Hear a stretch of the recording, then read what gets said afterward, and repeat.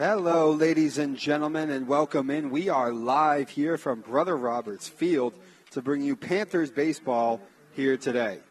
It's a beautiful day here. Senior Day is going on right now for your Beverly Panthers. We'll tell you about that as the ceremonies start and who's going out there. Of course, they're going to do it over by the dugout where I can't see much. But, so I might have to rely on you, Rich. But beautiful day as the Panthers get ready to take on the Marblehead Magicians. 67 degrees at the time here right before first pitch. And, Rich, can you see who that is right there out there? That looks like, is that Graham Gavin out there, I believe? It does look like Graham. That's Graham. So he's got his mom Ann, Dad Sean, and looks like his brother Cooper is there with him. Nice. That's nice that Cooper made it down for the trip. Yeah, it's always good to see that. Graham Gavin, the ace of this pitching staff for the Panthers. He is on the hill today as well against Marblehead here on Senior Day. And that looks like, is that Jonah? Jonah Bellew? Yep. Is that? No? No. That's not Jay? Jonah's not a senior. He's not a senior. Here he is. He is? I thought he was a junior. Rich. Isn't that Jay? And Casey? I'm pretty sure it is. There it is. Oh, yeah. All this time I thought he was a junior. And let's see. It looks like might be Will Blank next, I believe. So we've seen Graham. Yep. And Jonah. Yep. And now Will Blank.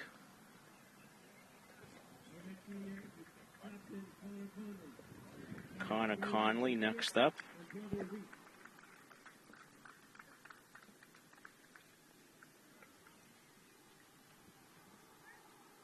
Connor, unfortunately, still sporting a pair of crutches after that unfortunate hamstring injury against Arlington over the weekend. Look at that. We got some little kids over there. We're holding up signs for the team.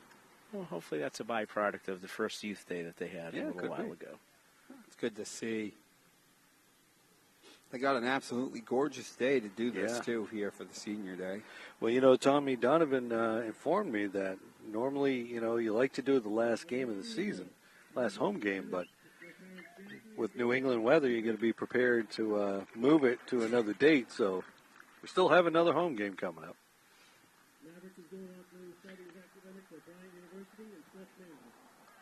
All right, so able to pick up on the PA from Coach Cahill. That's Maverick Genest out there with his family. Yeah. And he will be attending Bryant University next year. Yeah, hopefully the camera picks up that ambient sound. This really adds to the atmosphere, Oh, sure. That's Braden Haley, I think. Yep.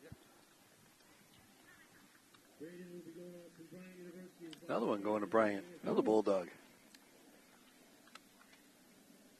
I feel like that school's become very popular. Yeah.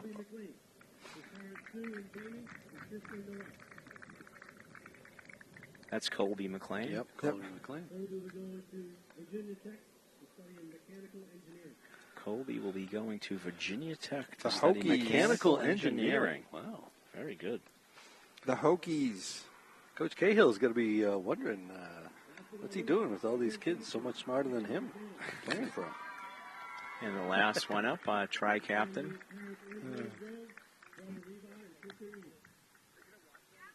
Looks like they were given framed pictures of themselves. Mm-hmm.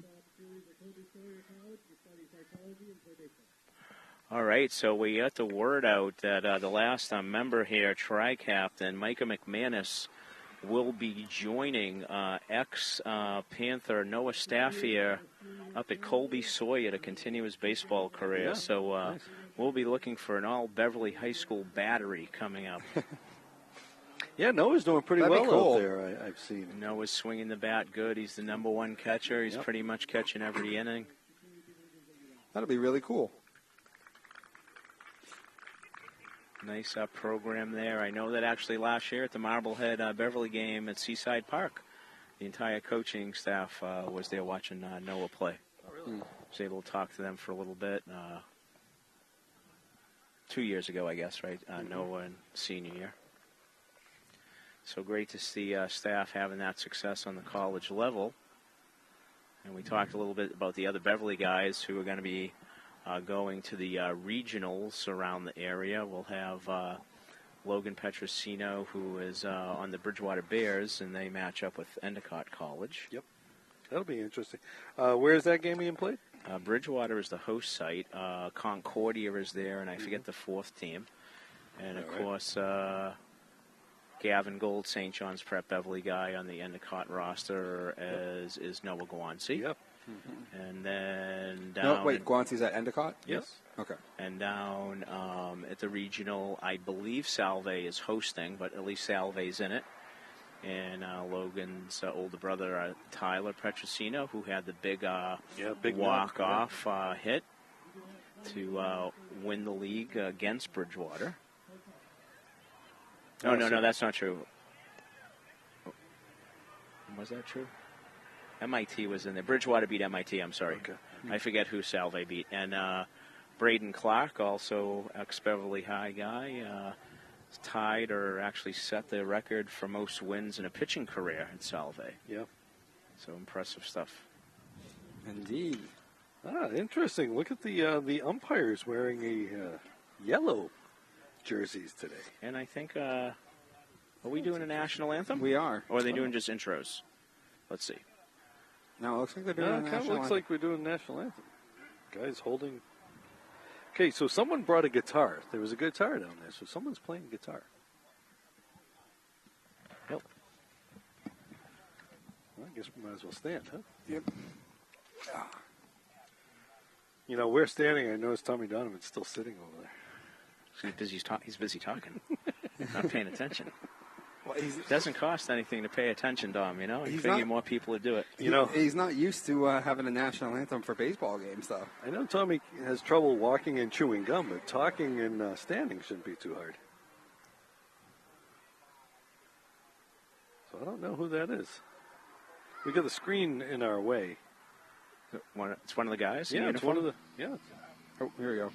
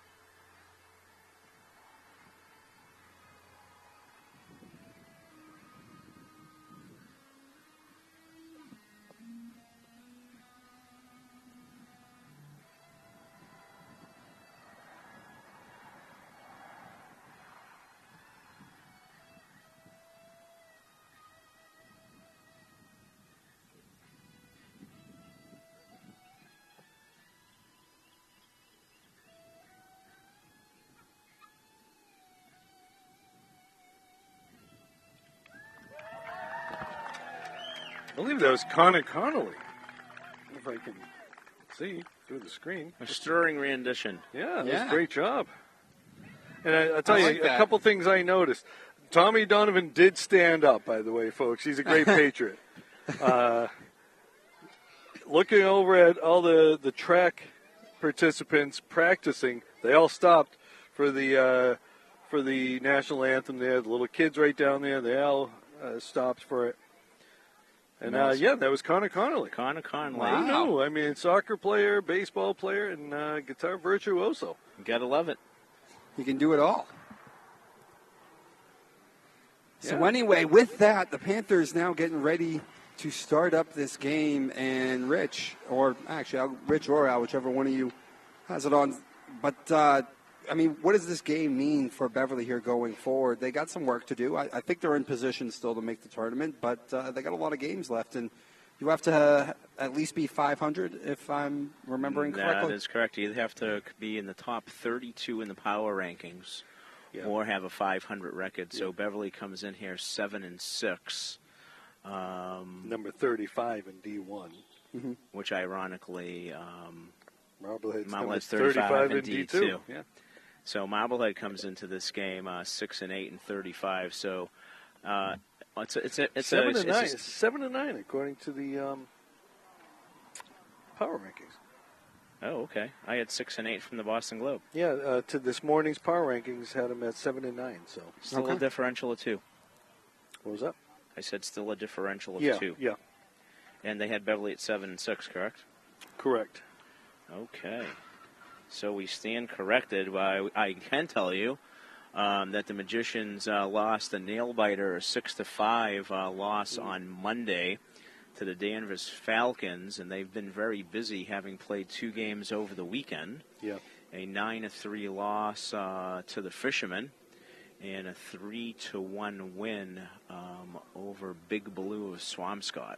Yeah, I think I heard Coach Giardi saying to Coach Cahill, they've played like 5 games in the last week or so. Yeah, and that means, it makes a little bit more sense from the rumor that we heard that the starting pitcher for them today, Madden Lyons, you said he's a freshman? Yeah, that's not a rumor. That came from Coach Giardi. Okay.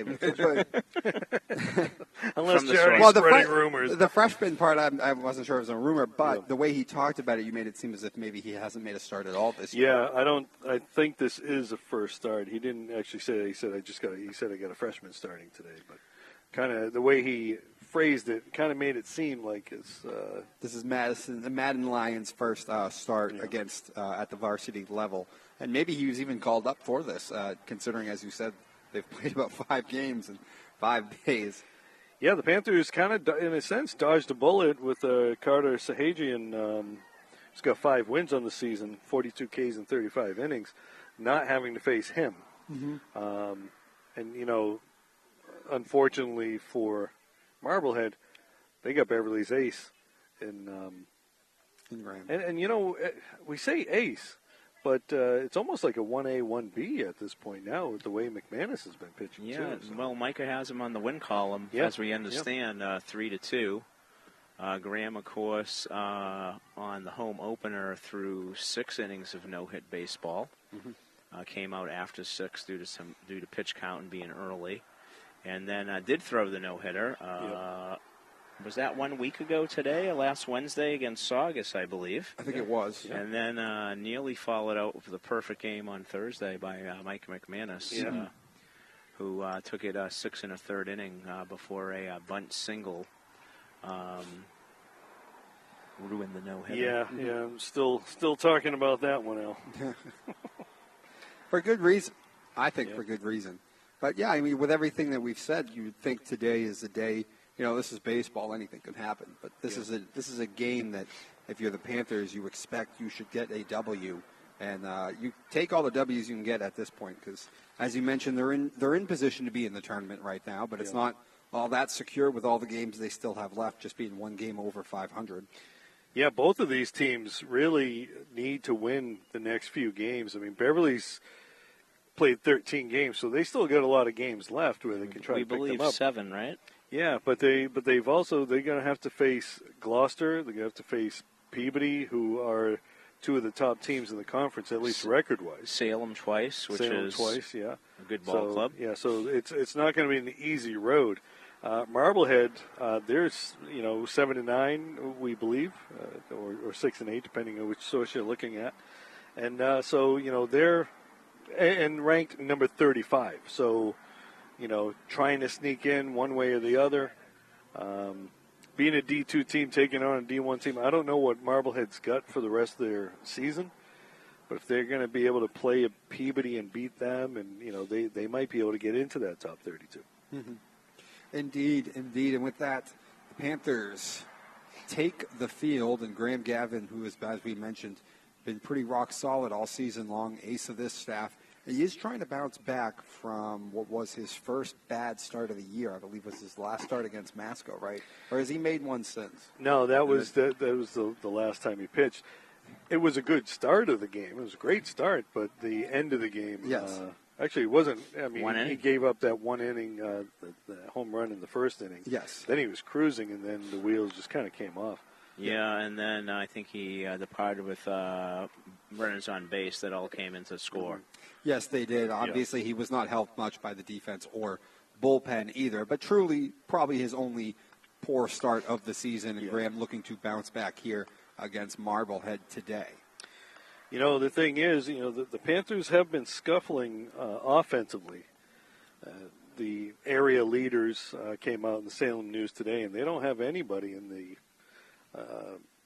offensive categories, the top 20 in the offensive categories. That could also be a bookkeeping thing as well. But they do have two top pitchers with Gavin and McManus, both leaders in strikeouts, top 10 in strikeouts. And as you mentioned, McManus with the 3 wins, and Graham looking to pick up, trying to tie McManus here. For wins. Indeed. So the lineup that will go up against Graham Gavin today, Aiden Downey, the center fielder, will lead things off. Grayson Leventhal, the shortstop, in the second spot. In the third spot, Stephen Shepard, who's doing the DH, and Colt Walls in the fourth spot, playing first. Cameron Quigley over in left field in the fifth spot. Ethan Hardwood after that, batting seventh. Owen Coyne. William DePhillips in the eighth spot, and rounding out the lineup and playing third base, David Zampsky. I believe it's Zampese. I was looking at the coach's handwriting version. Yeah. I could have looked at the roster, but obviously that's a full roster. That's not the lineup. Dom, you might be a little too young to remember Ernie Zampese, offensive coordinator. Miller Lite commercial. Rams That at one point. Dallas Cowboys? Was the Cowboys? Yeah, I think so. And then he was on the one of the Miller Lite commercials with John Madden. Swung on, ground ball over to third. Third baseman has it, bobbles it, it gets by him. And Aiden Downey's going to get on base here to start the first. Now, interestingly, Marblehead doesn't have anybody in the top 20 in runs scored, but they've got in Wales and Quigley, two of the leaders, both tied at 7 in hits. And Stephen Shepard, 12 RBIs on the season, would tie him for 11th in the region. All right, so Aiden at first, nobody out. Grayson Leventhal, the man standing in. Swing and a miss. Just a little correction on that no-hitter for Graham was 2 weeks ago. Yeah. And then I think the Masco game might have been last week. Yes. Yeah. And while we were talking, fellas, I did take a peek at the schedule, and it looks like that the Panthers have 21 games, not 20. Oh, okay. And if that's the case, that would mean 11 wins, right, and not 10 to get over 5 to get 500 or better. So, Yeah, I believe that may be the case. I know that the teams are allowed if they petition to get 21 games, but I don't know. Sometimes that game just sometimes it's what's called an endowment game, doesn't count against you. gotcha. Swung on and lashed foul hard and far on the opposite field side. I'm glad that wasn't a little shorter. That would have boinked a homeowner off the head. That would not be good. So 2 strikes here on Leventhal after the first man reached in this ball game on an error. Swung on, ground ball over to short. Reyes has it. He'll go the second for 1 to first, and he spikes it into the dirt, but it doesn't get so far away that Grayson's going to make any attempt at second base. Joey was Bellier there. is Good back backup there. there. I think he blocked that. I know Cal McKay came up with it, but I can't imagine that Cal got that. That had to probably bounce off of Jonah, I would imagine. Yeah. So we get a fielder's choice for those scoring at home as Downey goes out 6-4. Cannot assume a double play, so no error on the throw. And this is the Okay, the RBI guy? So the hit, the RBI guy. It looks like coach is looking for Interference. the interference on the runner there. He didn't slide? I was looking at the relay, so I didn't see exactly what happened. In the high school level, you have to give yourself up. You either have to slide or run out of the way. Slide or avoid. They're saying he's safe. Okay. Mm-hmm. Could also be that Danny was throwing it before the guy got there, maybe, is what they're saying. But Okay. yeah, I didn't notice if he slid or. Yeah, I didn't either. I really wasn't watching, so. We don't have instant replays. When I did look at it, I did not think. I thought that the way he received it and he moved to the outfield side of the bag, that he was clear to make the throw. So probably the right call. Doesn't matter. It is the call. Yeah. So Shepard, the Doesn't man matter anyway. As you said, the RBI leader on this team. Swing and a miss as Graham elevates a fastball and gets it by him.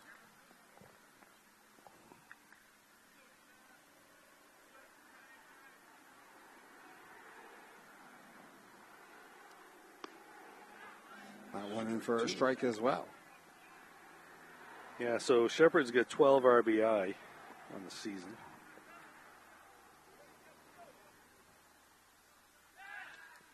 Throw one over. Mm-hmm.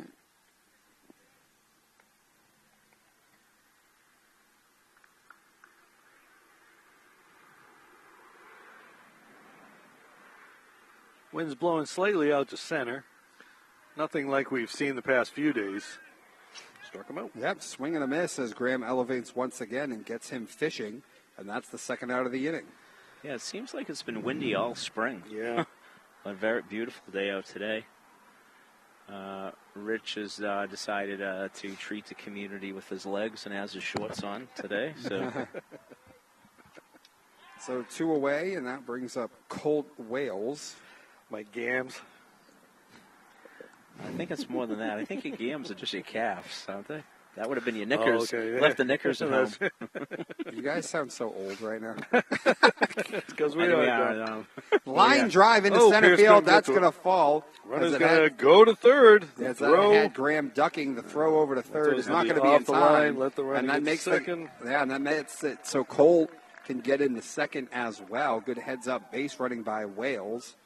And now there will be 2 men in scoring position with 2 away for Cameron Quigley. And another dangerous man for this Magicians team. That's why you want to have that throw hit the cutoff man to keep that guy off of second base. Yeah.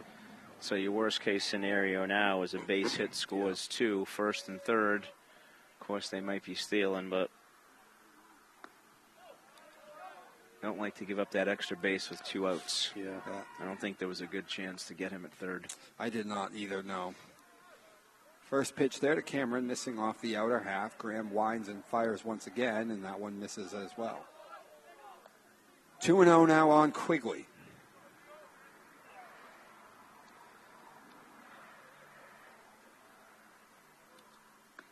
Yeah, it's in there. There's that outside corner he was throwing at.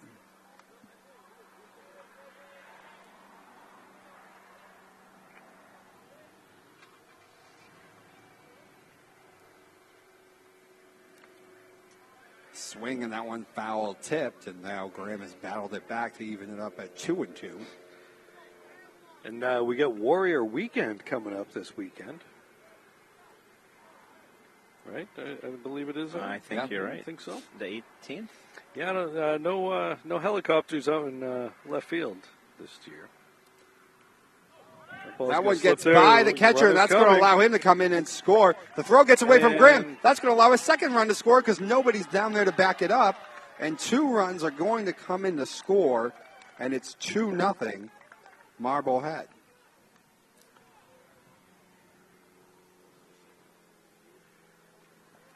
And some mental errors. Yeah. That one on slipped. the part of the Panthers have allowed 2 runs to score in this inning. Yeah, that one slipped under Bellew. He was trying to get the runner at home. The ball seemed to get away, and as Dom pointed out, there was nobody there backing that up. I don't know if anybody would have really had a chance, but it might have actually been able to keep the runner at third. But. Well, I think it allowed the second run to score for sure. Yeah, I'm talking the second run, Yeah. All right. And that one is on the outside corner for strike 3 as Graham gets Quigley. But unfortunately, 2 men score in the first inning off Graham. And on to the bottom of the first, it's Magicians 2, Panthers nothing. Yeah, 2 unearned runs there, just the one hit. Unfortunate with the 2 Ks, so the Beverly Bats are going to have to make up a little bit for those defensive shortcomings in the top of the first. I had Graham for 17. What'd you have, Rich? Yeah, I didn't write that last one in. There we go. Yes, 17 pitches. So you had an error, a pass ball, and an error. An error, a pass ball, an error. So 2 errors and a pass ball. Or I don't know. It's hard for us to see if that was a pass ball or a wild pitch. It might have been in the dirt. I'm not really sure. I think it was in the dirt and squirted through. It's hard to say exactly if it should have been smothered or not. But we have the obstructed view as well, trying to say the windscreen. I will say this, against a Mike Giardi coach team, you really have to limit those kind of mistakes, though. Yeah. Now, I believe Beverly pulled out a 1-0 win the first time the teams met over in Marblehead. At the same time, the girls' softball game was moved to Marblehead due to field conditions, and the girls lost by that identical 1-0 score. And Rich, I know you're a big pattern guy and you like numbers, so very ironic. I don't know, it could just be coincidence. That's true. So here is the look at the freshman men Lions. Throws So like do we know like who? Throws like Clayton Mortensen. The mid-2000s. Had a stint with the Red Sox for a bit. So I'm wondering right now, looking over at the multi-purpose field, they got balloons set up over there, and they got some stuff set up. So I'm wondering if there's something going on tonight over on that field. Maybe lacrosse, maybe senior night for lacrosse, boys or girls. Yeah, because I'm not thinking it's a leftover from yesterday. All right, so we got Danny Pierce coming up. Danny wanted us to say hey to his dad, Kenny, who's home right now. Kenny had some plumbing work done, so he couldn't make it in for the game. So the Panthers offense has some work to do against the freshman here, Lions. He winds and fires, and the first pitch is going to miss off the outer half.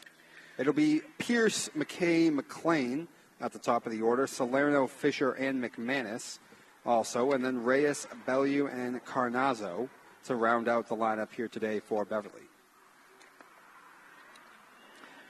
So I'd like to add in a White Sox hello shout-out to Kenny Pierce, who actually helped me coach the White Sox. Uh-huh.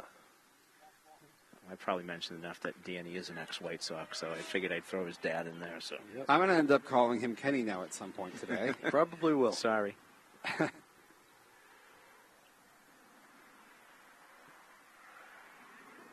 Which is the name of the oldest Pierce male in the family. I think he went on to play some running back at Mass Maritime Academy, if memory serves me right. So we got 2-2? Yep.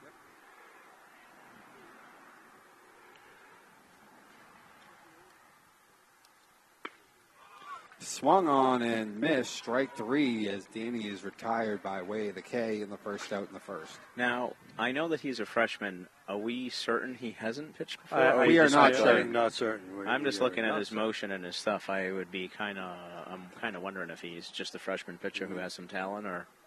Well, it looks like he's got he looks like a sequence. Yeah, good sequence. He looks like a pitcher. It's not like some kid they just threw out there. That one is laced in the center field. The center fielder continuing to go back, drifting, and makes the catch. That's an excellent catch. That is Aiden Downey, who had a hard hit ball essentially straight at him and did a good job of freezing and then drifting back to make that catch. That's a hard catch to make when it's hit right at you like that and you have to go back. Al, explain exactly to everybody out there who hasn't played outfield, why is that ball that's sort of straight at you the hardest one? It's all with depth perception, so trying to judge it. You don't have the height on that.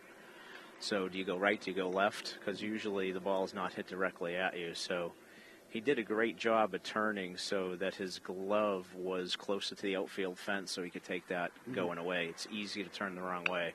Indeed. That one off the end of the bat over to second. The second baseman has it on the first. Got him. And the Panthers go down 1-2-3 in the first. And quick more on the lessons, Al, here. What is the cardinal sin an outfielder could commit on a ball sort of hit like that right at him? First step in. Exactly. Take that first step in, it is the death of you as an outfielder. There's really not much you can do to recover from that.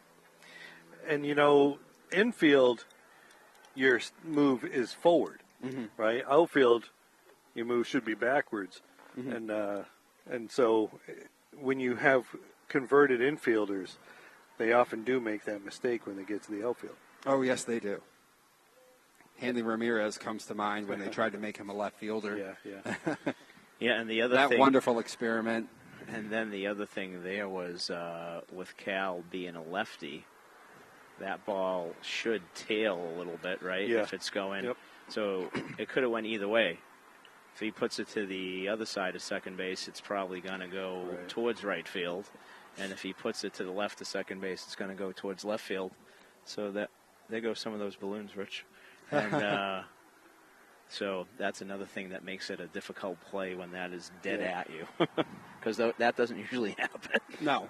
The other thing is that goes in as a F8, fly 8. That's not really a fly ball. I mean, that's line that drive. was a stinger in there. Yeah, he smashed that. And that's the other thing. If that goes probably anywhere else and not right at him, he's probably standing on third base with his speed. Right. Indeed. So Gavin back out on the hill, and Graham, like many aces and power pitchers, is usually an individual who gets better as the game goes on, but under no circumstances was he bad in that first inning really either. And he will have to deal with 6, 7, and 8 in the inning, Harwood, Coyne, and DePhillips.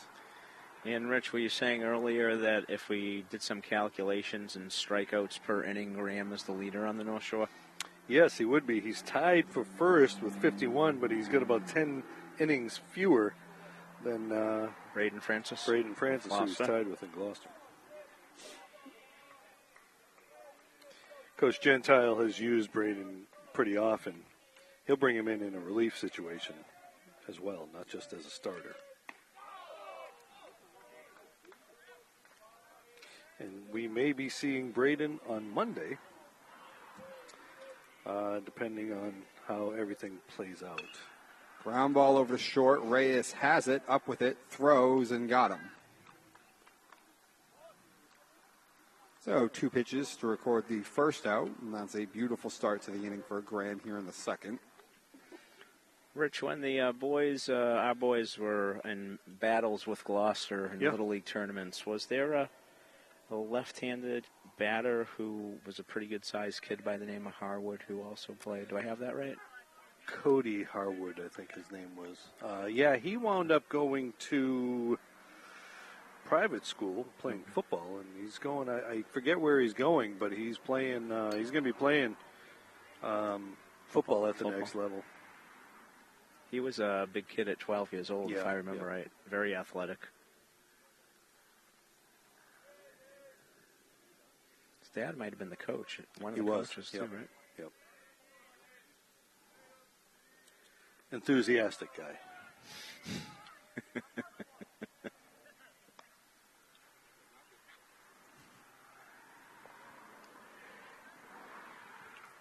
So 2-1 here on Coyne, the right fielder for the Magicians, and that one missing in the dirt on the outer half as well, as Graham has fallen behind 3-1.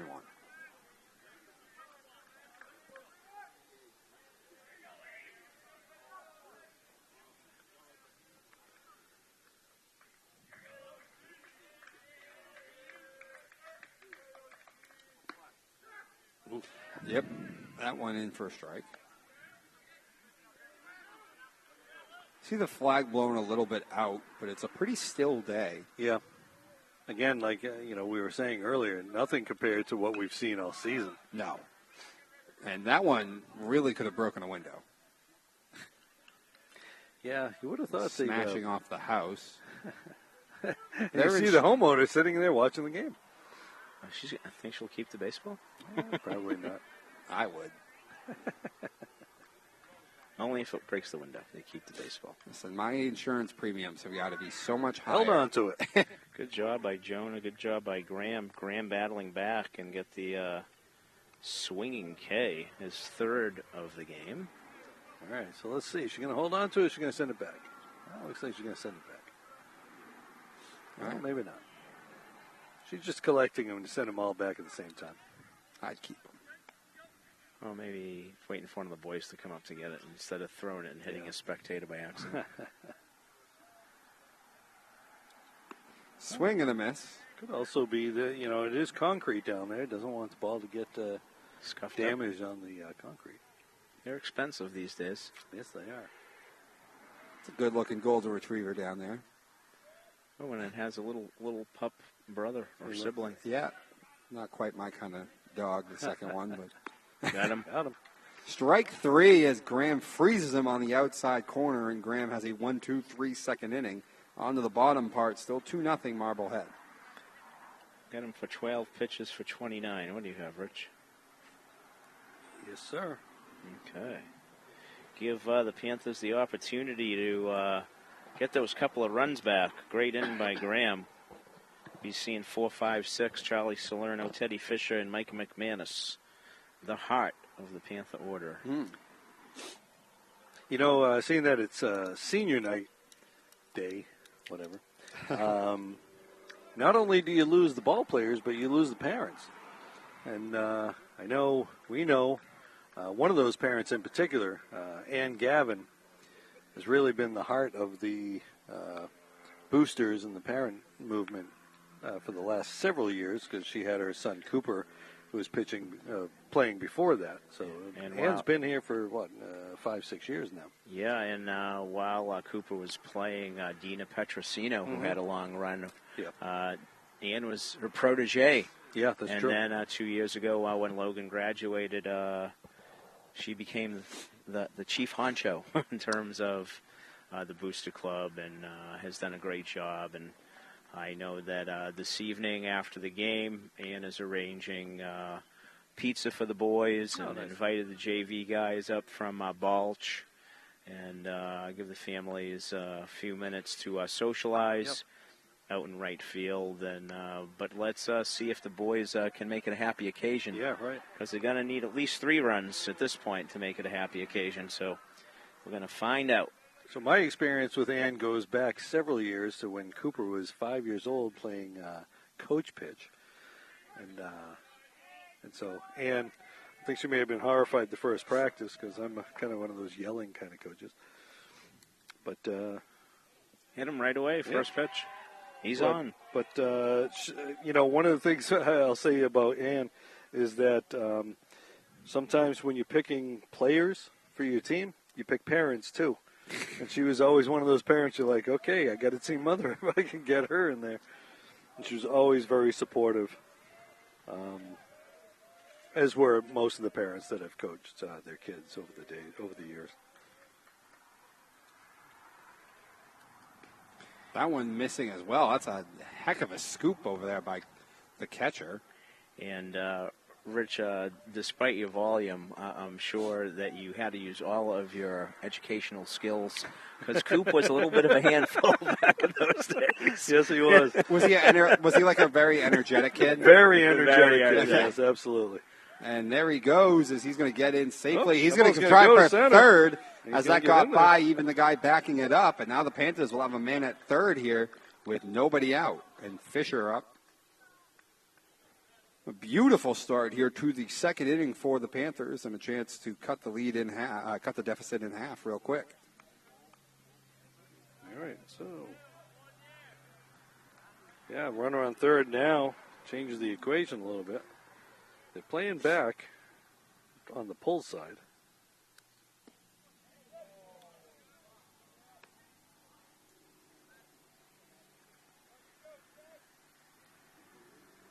So Teddy just needs to kind of either get the ball on the ground or deep into the outfield. Mm-hmm. Won't have to be extremely deep with Charlie's speed. Ground ball over to short. Shortstop has it, and that's going to get the run in easily. Fisher is thrown out, but the run scores, and it's 2-1. Good piece of hitting there by Fisher.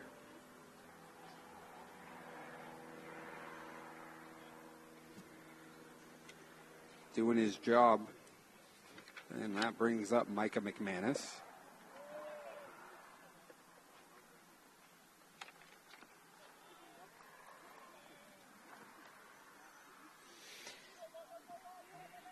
And the three lefties stacked up in the middle of the lineup.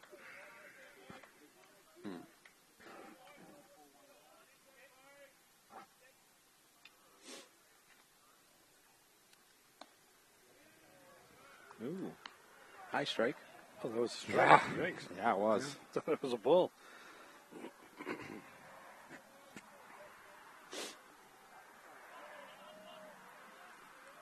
The 1-1 coming now to Micah. Lashes it foul.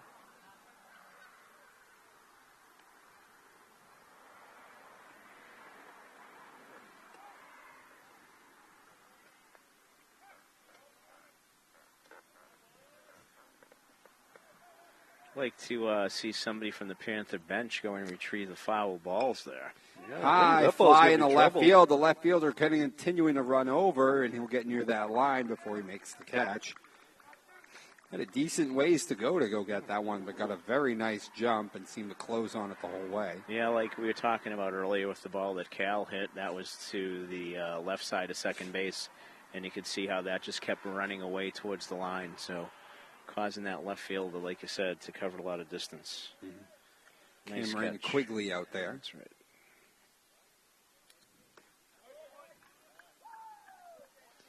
Jonathan Reyes swings and miss at the first pitch. I'll be honest, it's tough to see sometimes what this kid throws because Because you get a big because of fence the in way. the way? No, that too, but because the way he throws anyway, everything seems to naturally have a little bit of Yeah. tailing action. Yeah, he's got sort of that three-quarters motion. That was a changeup. I could tell that one. I could tell that was not his He fastball. really changed his arm speed on that. He did. Puts that ball way behind him on kind of an angle and then slings it across back the other way. Just like, as I mentioned earlier, Mortensen. That one fouled off. Backing out of play down the right field line.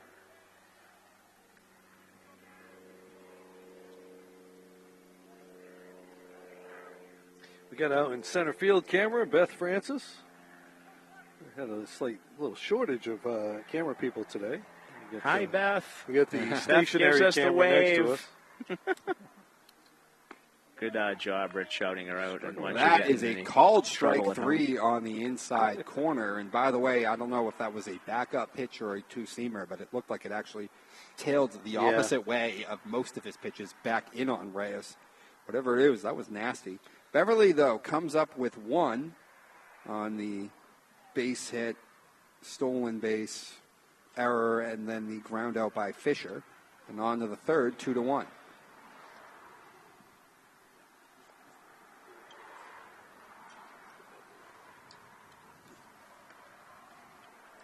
Tom coming over to us. He wants some clarification on some things. As Our Graham- partner in crime, Tom, will be on the air on Monday Yes. in the absence of Dom Lorenzano. But it's not really going to the bullpen when you got a Hall of Famer like No, Coach not at all. Tom Donovan. It's, No, it's not. go to the superstar. I'm talking nice about you. Yeah. There's nothing to defend. The defensive alignment, by the way, behind Gavin today. Bellew doing the catching. McKay over at first. Danny Pierce up the middle at shortstop. And at third is Teddy Fisher. Reyes at short. I'm sorry, I meant Pierce at second and Reyes at short. The up-the-middle defense. Then in the outfield, you have Salerno, McManus, and Carnazzo.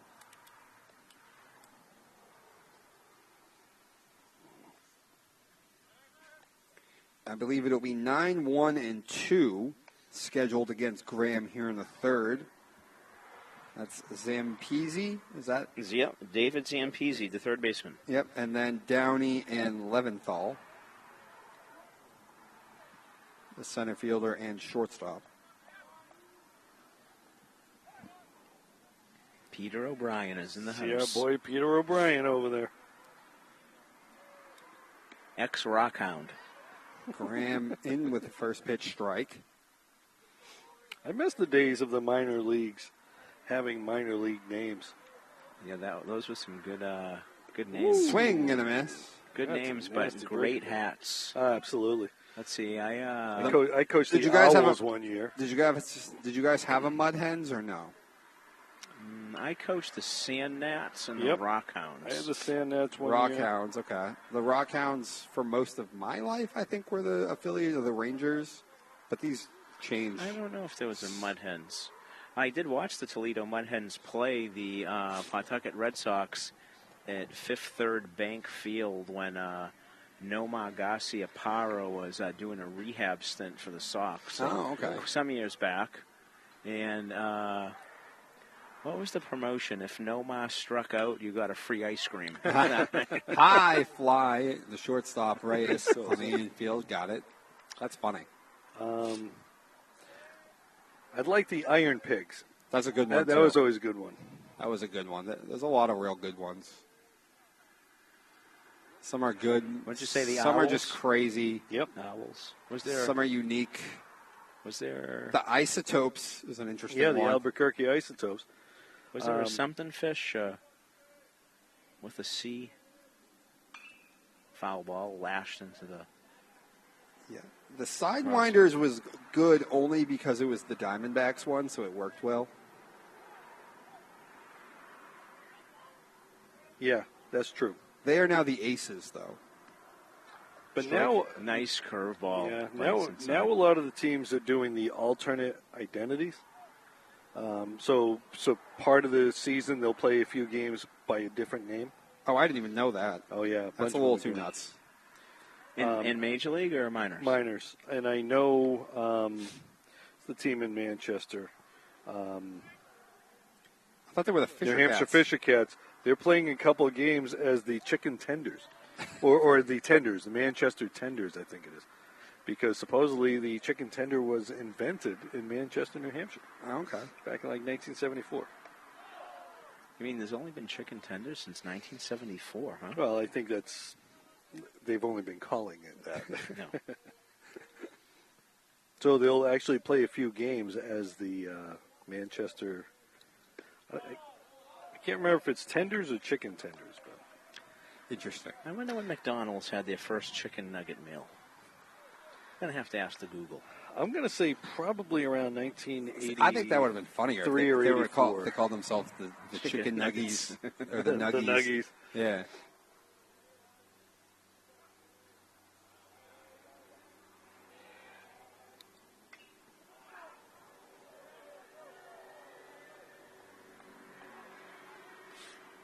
But I think it's a way for these minor league teams to sell more paraphernalia. Oh, yeah, for sure. Absolutely. I think it's the same thing with the alternate uniforms Yeah. in Major League Baseball, Yeah, football. Yeah. Red Sox have the yellow ones that they wear. Yeah, the Boston Strong ones. I had to buy one of those for Ian. That one is a hard ground ball back up the middle. The second Pierce on the baseman, other Pierce, side. all the way over, and he's not going to be able to make that throw Yep. and throw the man out. Yeah, that would have been a tremendous play. Going to give that an infield hit. Yep. Very good at bat for Aiden Downey. That would be a quab for sure. They were playing him to hit the ball in that direction. Danny was way over, as was Reyes. So Reyes wasn't going to get to it. The second baseman was actually closer to that ball, even though it was on the other side of the bag. So Downey on for the second time today. Yeah, ordinarily you'd want the shortstop going in that direction, right? Yeah. Not have to go on the backhand. But as you said, Danny was the closest to the ball. That was a nice move. Yep. And with that throw, the runner was not able to advance because Jonah Bellew again hustling down there. Swing and a miss on the outer half. If you are a parent whose kid plays catcher, you want to replay that play right there. The catcher getting down there, backing up the throw to first. Also notice the throw back to the pitcher there. Teddy Fisher backing up that throw. You see players moving around. Should always be moving around, kids. Everybody always has somewhere to go. Yep. Graham's pitch count's already getting up there. He's in the 40s right now. They get him at 43. Yes? Yeah, yep.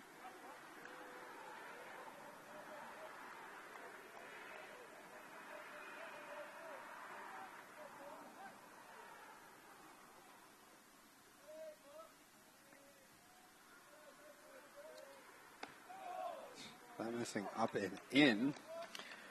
Which is interesting because Graham hasn't walked a batter in this game to date. Yeah. He's got deep in some counts, though. He's had a battle back.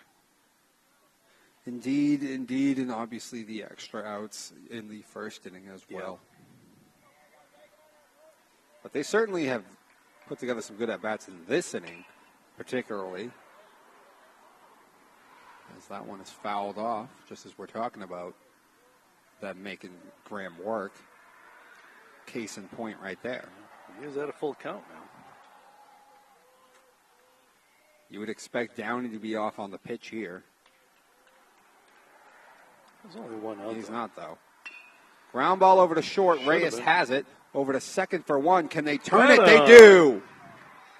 Taylor made on a couple of chops. Reyes was there for the flip, and a nice throw from Danny Pierce.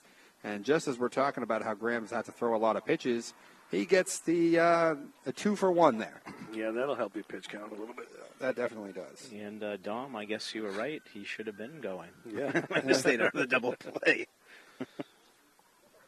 So I had him 17, which puts him at 46. Yes, sir. That's what I got. Okay.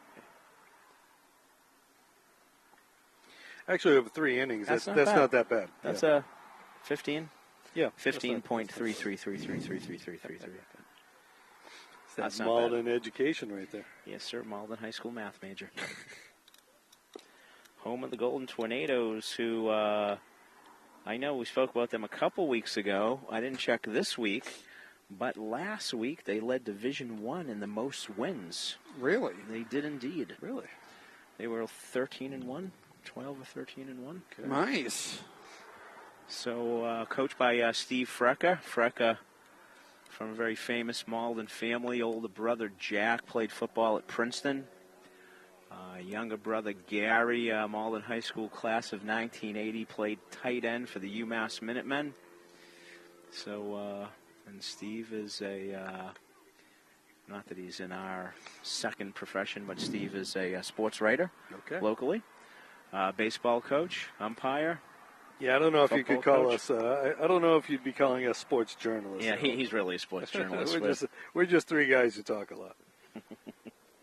I feel like that's a diss, Rich. I do work outside of this, too. Well, we all do, but. No, I mean in broadcasting. And what do you do in your broadcasting? You talk a lot. Yeah. Jonah Bellew to the plate. Senior day. I break for Flow Sports. I didn't hear where Joan is going next year. I did not hear that either. I wonder if he'll play golf in college. He's an excellent golfer, right? Yeah. Is he? Yeah. He's captain of the golf team, I think. They won another conference title, I believe.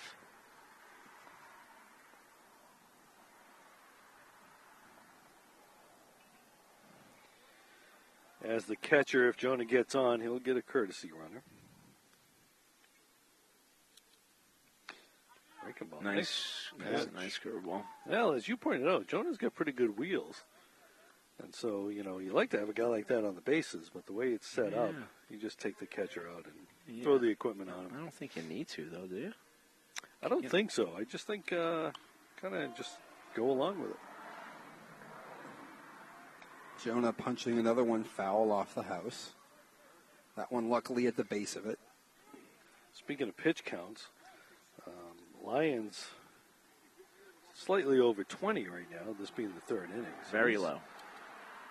I'm glad you said that. I was actually just about to ask you guys about that. I get him that being considering his 25th. where Marblehead is at with how many games they've had to What play. do you have, 24? Yeah. Considering where Marblehead is at with how many games they've had to play, you'd think if you could make this man work and get into the bullpen, that's a very good strategy for success. And that one runs in and plunks him. That's the second hit batsman. So his pitch count's been down, but he's hit 2 batters.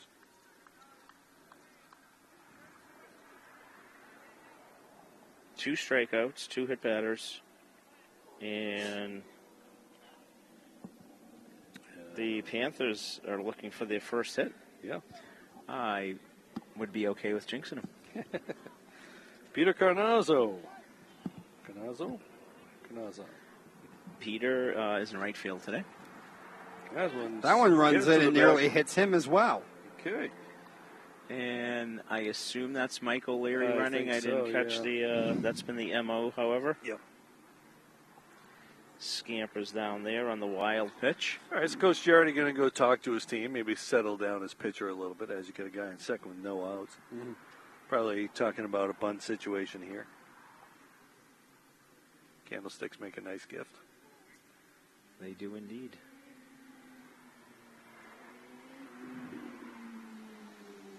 He's hit a couple of men, and he's a little bit off the target here. And not to continue to be so obsessive as I am about the mechanics of pitching, but he certainly has a unique way of throwing that you would think when he's off, it's kind of hard to rein it back in. Yeah, movement on pretty much every pitch.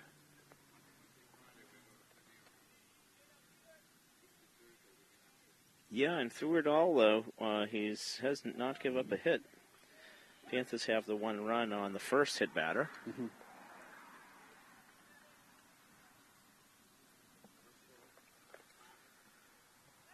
Oh, thrown over.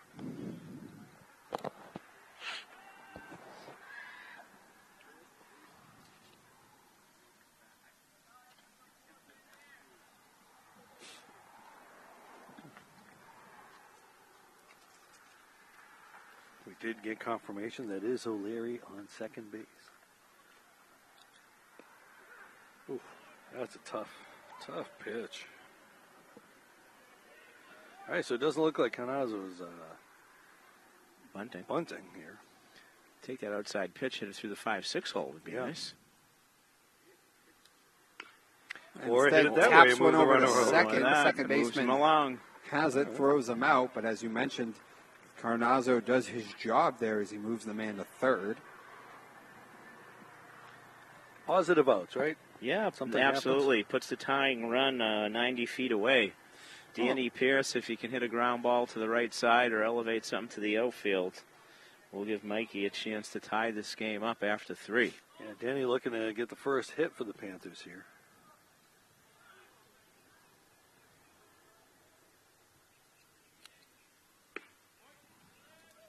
That one missing down and away. Looks like something off speed.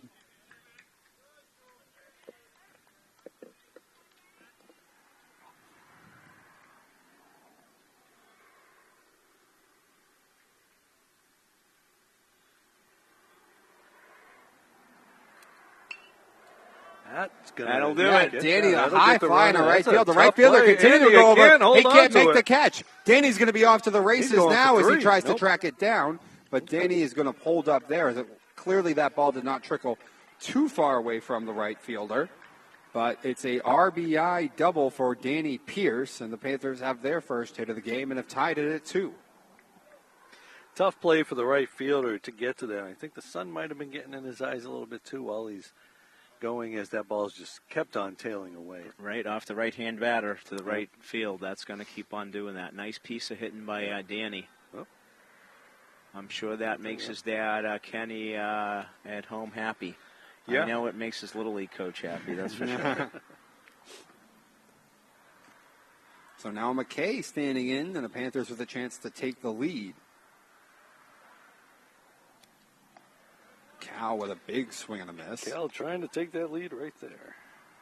Not able to do it yet. Yeah, first at bat, he crushed that ball at the center fielder.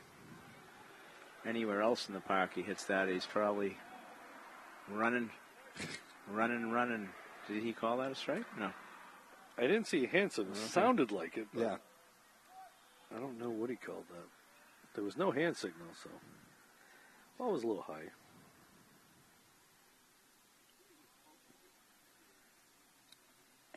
Swing and a miss. 2 strikes on McKay.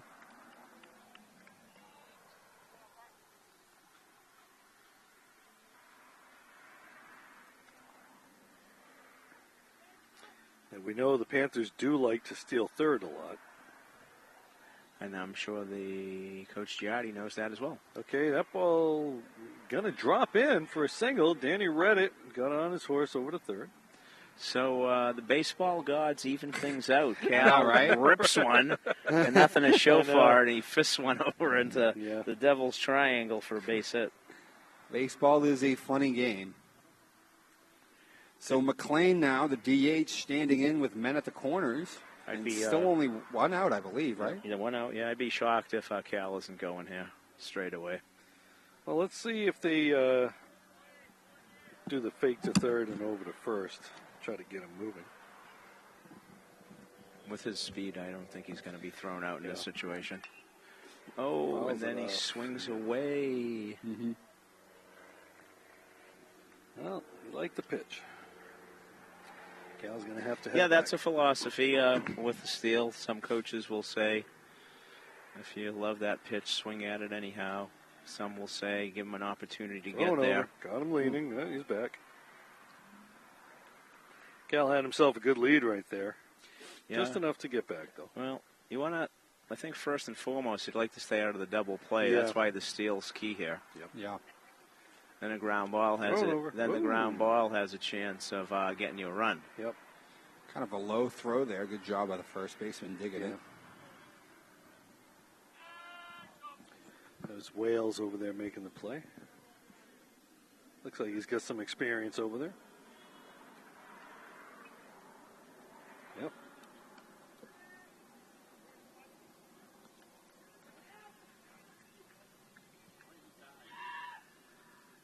Got to be careful you don't throw that ball away with a guy in third, too,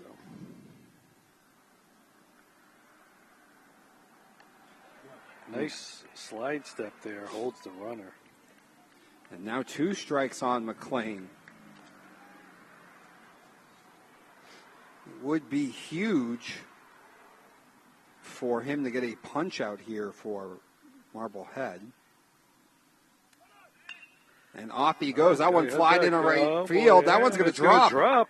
The right fielder has it. He's going to try and get him at third. It was a very nice throw, but a little bit too high. Yeah. As the third baseman had to climb the ladder a bit to get it and could not get the tag down in time. Gets the run in, though. But that was a good throw. I tell you, he made that closer than I thought it was going to be. I thought that ball was a little deeper, and the right fielder was going to be able to make a catch on that, but it was a nice throw to third. A little high, but strong throw. Yeah, I mean, he was coming in, and I don't think that ball was more than 15 feet in the grass. Yeah, I know. Well, yeah, I mean, listen, if the second baseman hadn't been going over to cover the... And Cal was on his horse right for the steal, so he just put his head down. But he would have thrown out a lot of runners with that speed. And with the second baseman going over to cover, that's why that ball dropped in for a hit. Or else you think the second baseman goes over there and makes that play on the pop-out. Good point. So we had mentioned how the Panthers didn't have a hit in the first couple of innings, but now we got 3 hits in a row. Yeah. And Salerno, the man at the plate, and the Panthers leading. Salerno scored the first. He scored the first run for the Panthers. Whoop, and he's hit again. Get hit again. And Charlie gets hit again. So Charlie wearing it today.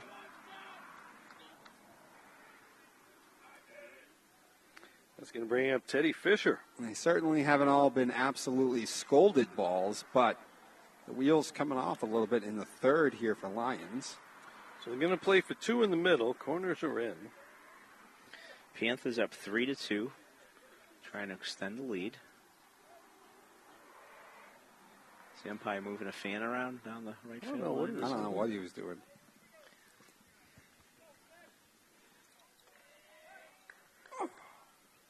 So bases loaded, 1 out, and Teddy Fisher, the man at the dish. He looks at strike 1, I believe. That was like a verbal call. Yeah, there was no hand signal, but I'm pretty sure I heard him say strike. Sounded like strike, yeah. Well, this is coming from the bench. Sounded like too deep of a voice. Well, coach. Well, everybody's going to hold up. Nearly hits him. Would have been an RBI if he wore it. I know. Right.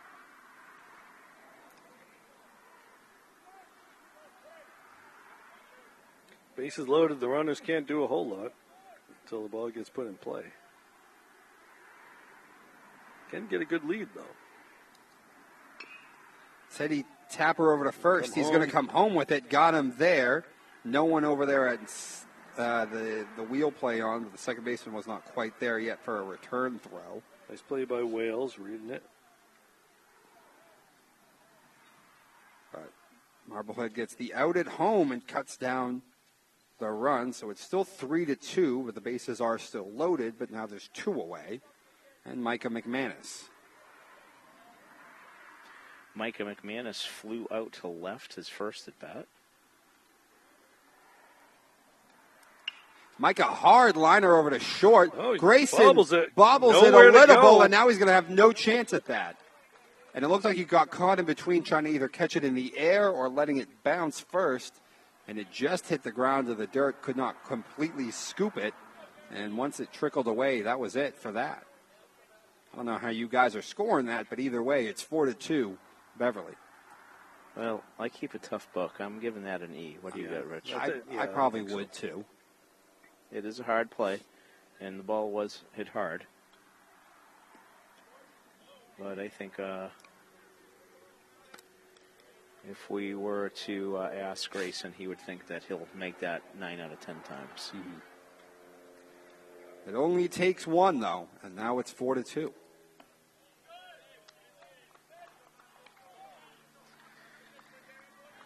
Rich, are you hoping for a hit, or would you like to keep your scorebook neat? What's your... as Jonathan Reyes says, the 9th batter here at the inning. I know.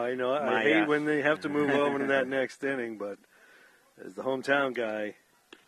Strike. Oh, you call that? I thought he did. Oh, okay.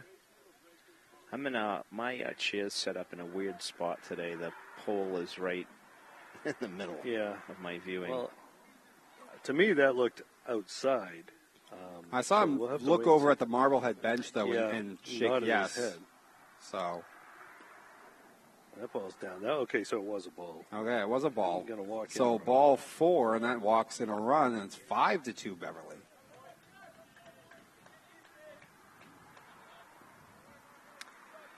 Nobody's warming up yet. And now I have to move over. Because the man who started this with the hit batter, Jonah Bellew. Yep. And he scored the run. By the way of Mikey O'Leary's legs. Yeah. But in Jonah's case, he gets credit for the run scored. Mm-hmm. Well, I give him credit. But in the stat sheet, it goes in as his run scored. Oh, okay. And he gets hit again. That one hurt. That one looked like it hurt, got him in the leg. Yeah, that got him down low where there's not a lot of meat. Hit 4 batters in this game, and he's hit the same 2 guys for all of them. Salerno twice, and now Bellew twice. That brings Fisher in, correct, Rich? Oh, and Bellew's got a limp here on that one. That Salerno scored. That one did really look like it hurt. No, he scored last time. Fisher should score, and that leaves McManus, Reyes. Fisher grounded out, didn't he? Oh, fielder's choice. Yep. So who just came in? I thought that was Salerno. You got McManus, Reyes, Salerno scored. So on the bases are McManus, Reyes, and Bellew. Yes. Mm-hmm. Okay. It is 6-2, right? Yes. 1, 2, 3, 4. We have 4 runs this inning. 4. 6 to... I get 5. I get 5. Yeah, but they scored... No, it's 6-2. They scored 1. Yeah, they scored in the like second or third. Second inning. Yeah. There've been 5 runs this inning. I guess 6. And 1 in the second. Okay, Pierce scored. Yep. McKay, I thought McKay went out 3 on the fielder's choice. Oh, McKay was the fielder's choice. Correct? Okay, you're right. Yes. High fly, and that's a trouble That's again. That's in no man's land. Oh, what a play by Grayson. Great catch. Grayson Leventhal with a great play as he had to run that thing down into the left field, right down that line. That is a long play. Peter Carnazzo looking at a couple of RBIs taken away by a tremendous defensive play. And that will put an end to the inning, but the Panthers lead it. We're going to get our book straightened out here. Yeah. 4 runs in the inning, which means that they're up 5-2. And Graham will go back on the hill now with a lead for the first time today in the top of the 4th. All right, I got one question, though. Yes. Teddy Fisher reached on a fielder's choice. Yes. Did he score? He's the one that scored. McKay didn't score. I had it in my book as McKay scored. So Salerno scored, Yes. correct? The bases just got left loaded, right? Yes. So that means Fisher, McManus.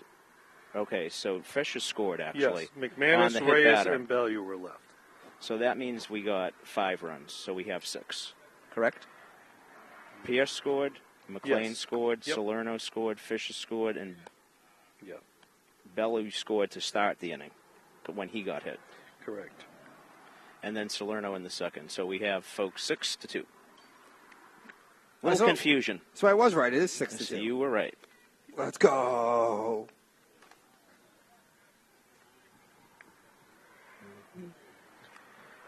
Yes, in my book, I put the guy who hit the fielder's choice as being put out. Yeah, I started a color in the block for Teddy, and then when you said no, he got a fielder's choice.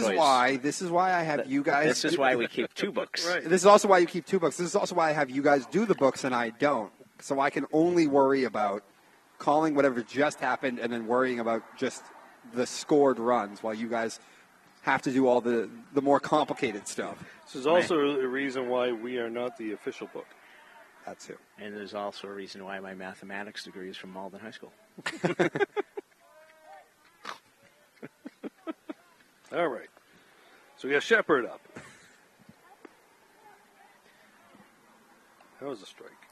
All right, I had 30 pitches last inning. I wonder if the son's getting to this umpire. For He's a getting total of? he's getting quieter and quieter about them strike calls. 30 pitches for a total of 50. Someone needs to get him a Red Bull. Does he not know that I have a black screen in front of me, so I have to? There we go. Emphatic about the ball call. The ball call, you don't need to be emphatic. That's the ball you don't say anything. I know. I'll take anything at this point. Graham winds and fires, and Fouls it off. Ooh, almost took out the crowd yeah, over there on the hill. I believe this is Shepard, Wales, and Quigley in the inning. That is correct. Yes, it is. So 3, 4, and 5 as Marblehead tries to answer back after a 5-run disaster inning. Tommy making sure he gets himself on camera anyway. Outside. That one misses outside. Graham looked like he tried to reach back for a little extra. All right, so it That looks must like count. it's full count. I believe it is. Looks like we got Breaking ball. Oh, look at that. one Under gets the fence. Oh, we got a piece of it. I know. Yeah. Looks like it's a girls' Lacrosse. lacrosse game, and it looks like it might be senior night for the girls.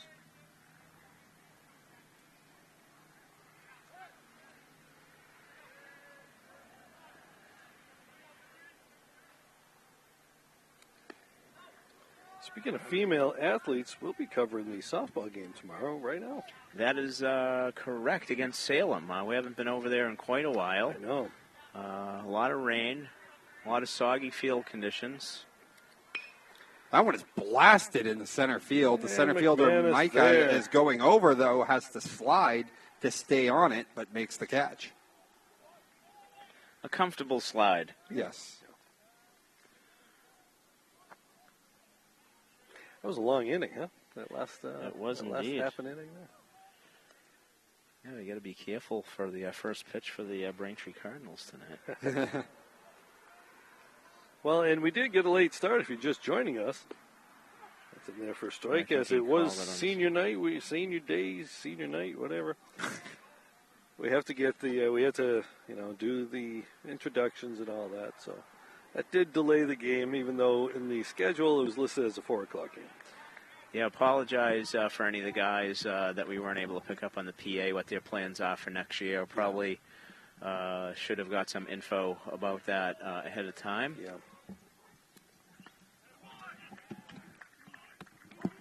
struck him out. Gavin has settled into a nice little rhythm now. 5 Ks for Graham now. And 2 gone here in the 4th. Always a beautiful thing if your pitcher can go out there and set him down 1-2-3 after you have a big offensive inning. Just keep that momentum right on going. That hold is huge, Don. Agreed. Hate to give it back, right away. So often happens that long delay throws the rhythm off, too, as a pitcher. So to be able to come back, a couple of quick outs is nice. Nice. No? That one, I thought it was a strike. Not nice enough. Not nice enough. I didn't see that. I can't tell. I know. His right arm is blocked by this pole I'm sitting behind. Yeah. I'd like to call it a strike, though. And it walks him. First one of the Ball game, 4. right? So Graham issues his first free pass of the day, and with 2 outs, Cameron Quigley gets on base via the base on balls. Cameron Quigley gets on base via the broadcaster jinx. Yeah. Well, that's okay. We used it last inning to get the Panthers some hits. That's right. It cuts both ways. Yeah. Although we did a pretty good job during the no-hitter in that near-perfect game. We did.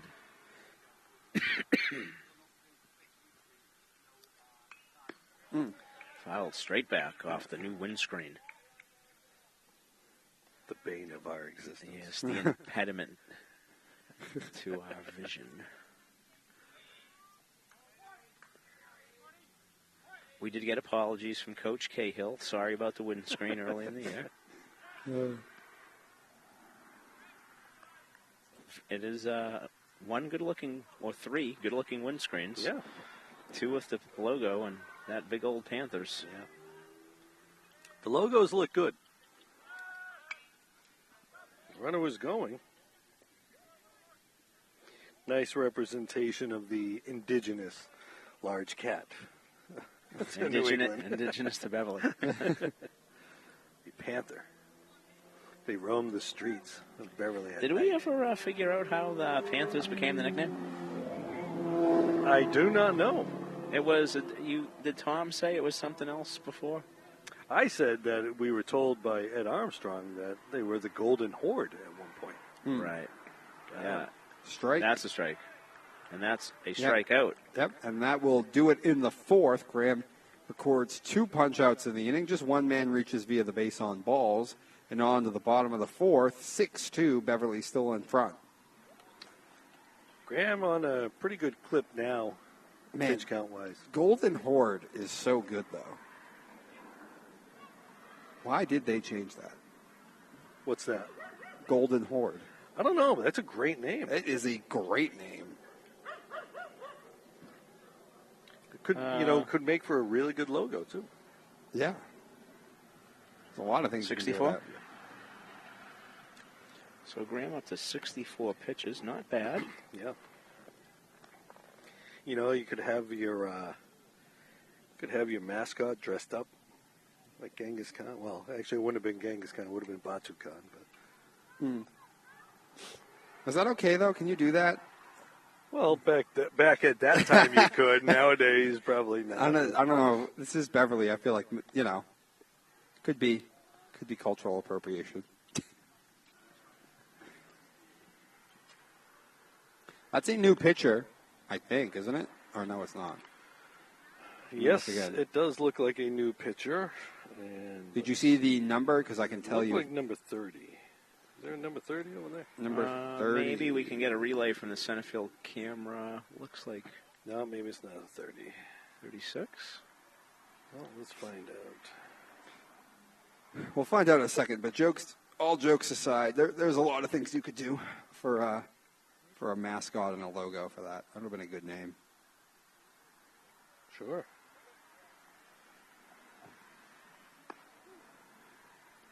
All right, let's see.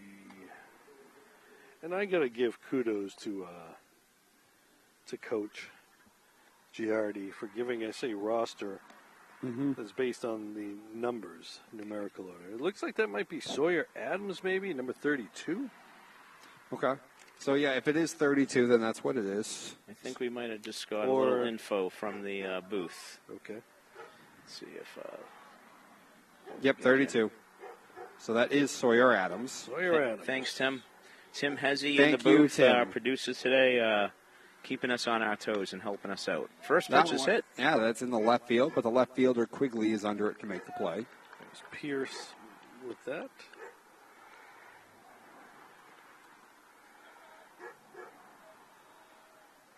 Danny had that big double last inning. Really started the fireworks.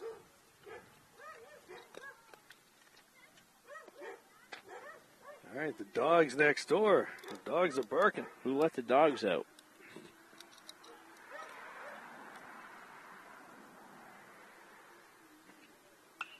That one is hit high in the right Right, field. The right and fielder it's continuing to go carrying back. And he got the...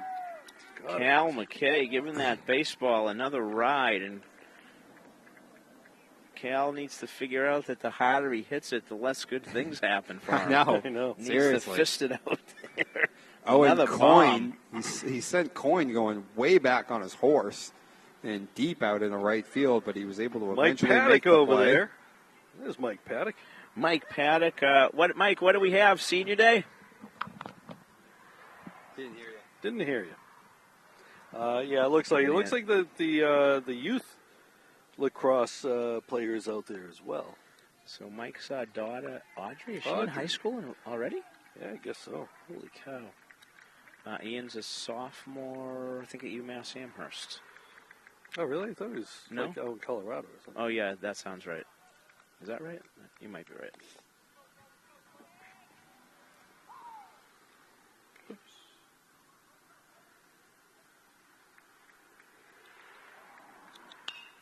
That one is hit very hard, but the third baseman has it, Oh, throws, took and off. that one just airmails on him. And McLean decides he's going to stay right there. So- That fence is pretty close. So. That's going to be an E5. That one just looked like it sailed out of his hand. Yeah, Well, just- it looked like he kind of tried to rush the throw. He went up, had to go over and scoop It it. was Never hit. had his feet set, and just threw it without his feet set, and that thing just took off on him. Yeah, it was hit pretty hard. He probably had more time than he thought. Yeah. He definitely had more time. But you know, when you have to run over to make a play, it just speeds everything up Yeah. on you. So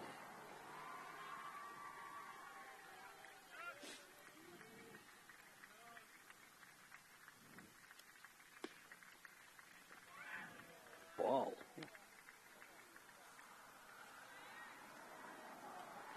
So Salerno, the man up, and it has not been an easy day for Charlie as he's been plunked twice. Yeah, he's got that target on his back. But he has scored 2 runs. He has.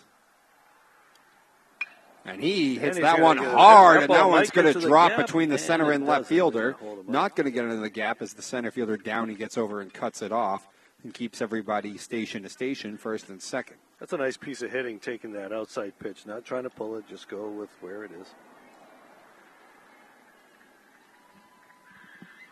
And that'll give Teddy Fisher an opportunity to extend the inning.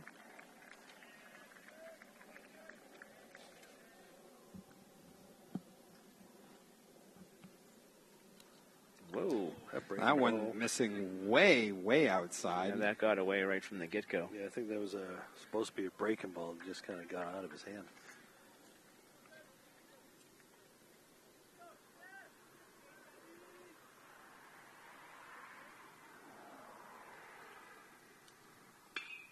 Teddy, that one in the left field. The left fielder Quigley has to jump to make the catch as he came in a little bit too far, but he is able to squeeze in, and that will do it for the Panthers in the fourth.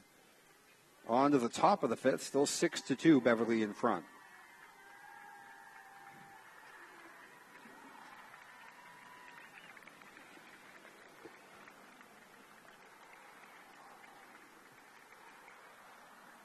I had 11 pitches that inning, Rich. Is that what you had?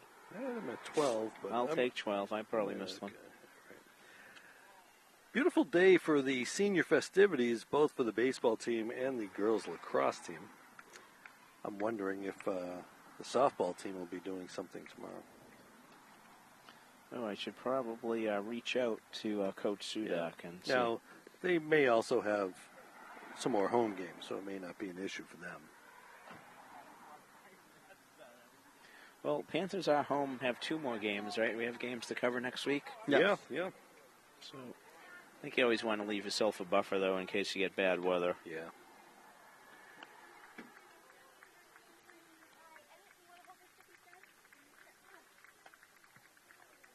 The other thing is you want to, you want to try to line up against the team that you can have a positive outcome at the end. That's why I was wondering here against Marblehead. Girardi's a pretty good coach here, and they usually a pretty good program. So they're now the team that you often say, hey, let's pick them and put them on the schedule for our senior night. But sometimes you're just stuck with the schedule, and you got to go with what it is. So the Panthers, with 6 runs on just 3 hits, are looking to keep the Marblehead Bats at bay here in the top of the 5th inning. Graham will face the 7, 8, and 9 batters coined to Phillips and Zampese. Graham's thrown 64 pitches, we believe, in 4 innings. Starting to cool down a bit. Yeah. Put the sweatshirt on in an inning or so. That's gonna That be one's high. And First baseman keeps coming in McKay and can't hold on to it. Overran it just a bit. Yeah. It is a tough play for a first baseman to make. You're running hard, and then you start, the dugout and the fence and all that starts to come into play.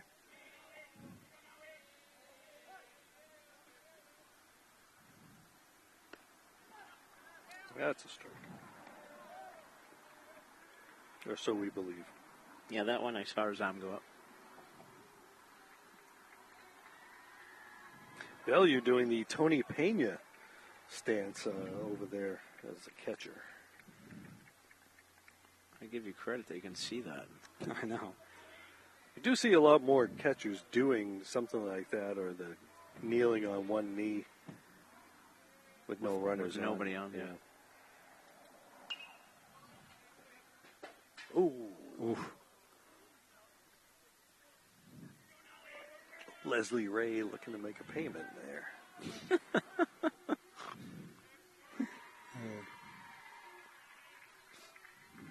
Did it hit a window? Couldn't tell what it hit.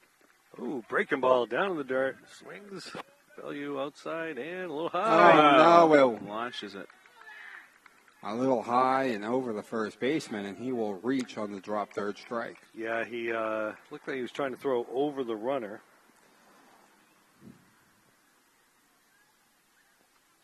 Yeah, I think he stepped and called. It was almost like he wanted to steer it instead of letting it go, Yeah. That happens sometimes. Play like that, everybody's going to be thinking, get outside. The catcher's got to get out there. The first baseman's got to get out there.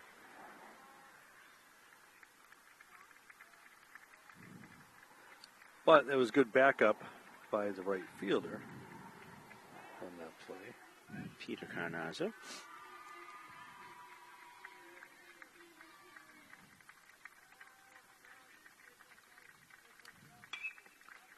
It's coming our way, Al. Is that your car over there? No. No, it'll drop Whoa, short. that would have hit Coach Donovan if he hadn't just moved. No. Wow. Right? He might have caught it. Tommy would have caught it in his back pocket, showing off. Certainly was hit high, though. Yeah.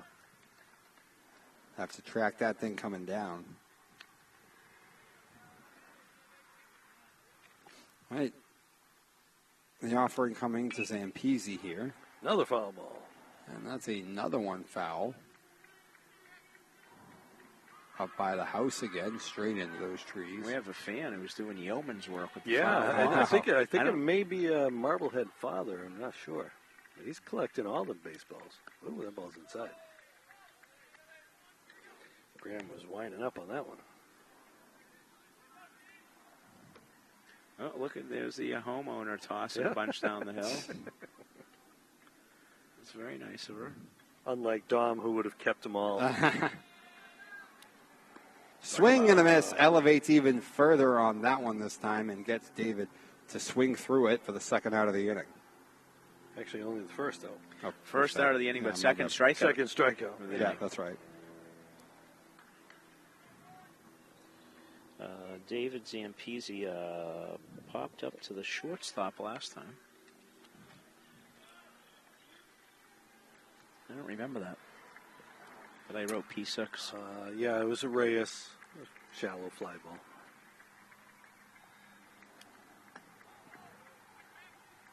That one buzzing the tower of David. Zampese looking to allow the top of the order to get back up this inning.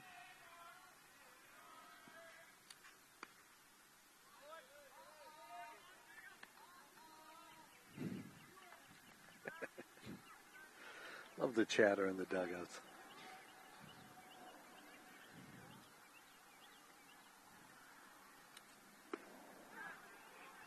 Strike two.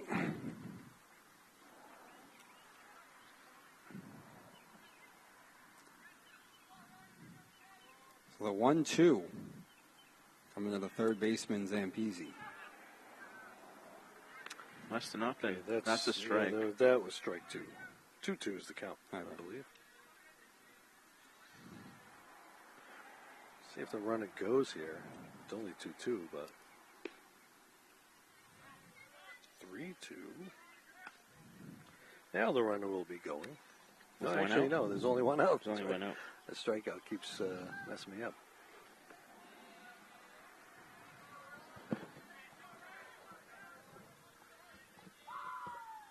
Oh, almost had him leaning. Good move. Rams get a quick, nice quick move right there.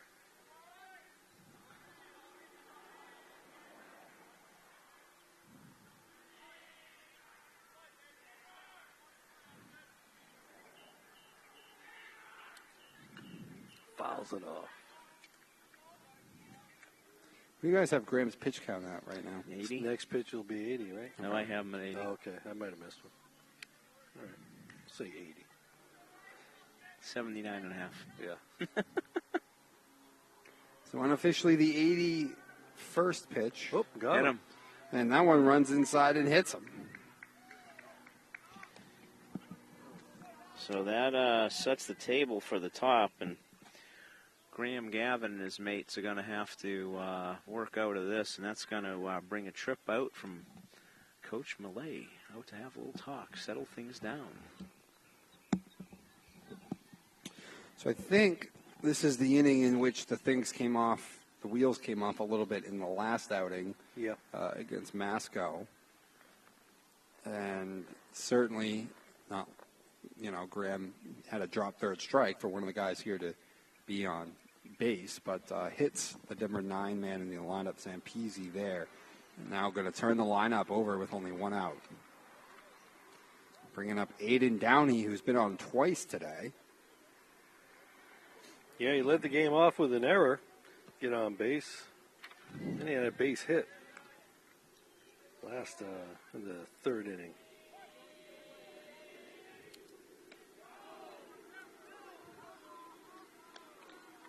You start seeing the ball sail like that, you start to wonder if it's a fatigue thing. Mm-hmm.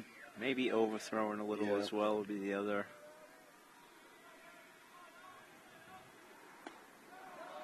That one's upstairs. Yeah, that one missing as well. Remember, he did have that strikeout to start the inning, but guy still wound up on base. There you go. Yeah, I believe the inning that was his undoing against Masco, there were 3 walks in that inning. So yeah, we can't keep throwing strikes. Yeah, we can't see the bullpen, so we don't know if there's somebody warming up or not. That's a foul ball. Aiden fists that one right back. Graham's not going to get hurt with that pitch, that's for sure. No, Aiden was sort of right on it, but Graham had just put that one right into his kitchen. So the Panthers do have some arms ready to go today. That's going to be a foul ball. Yep. Maverick Janest won't be available. He threw 59, I think it was, on Monday. But then we saw Salerno came in to pitch. I think Maverick's the only one not eligible today, I believe. Well, I have an NP from Coach next to Micah McManus's name, but I don't. That's just maybe because he has him starting. He's probably going to pitch on Saturday, I would imagine. Okay. Which kind of put this as his work day.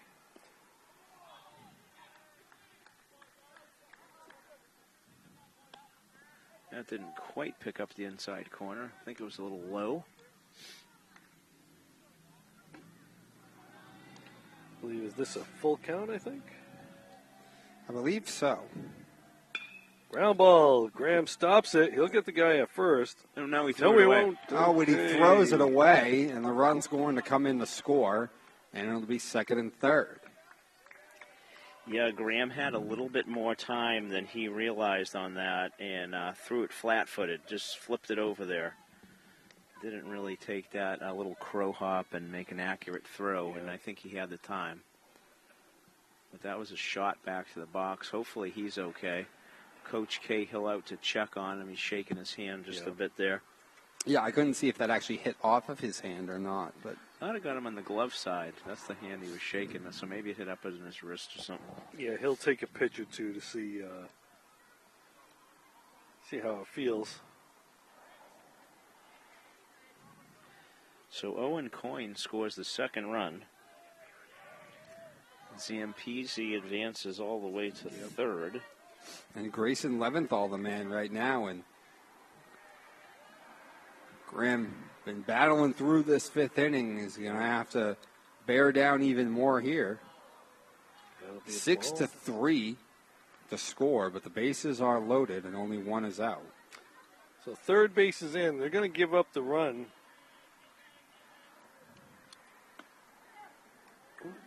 Outside strike.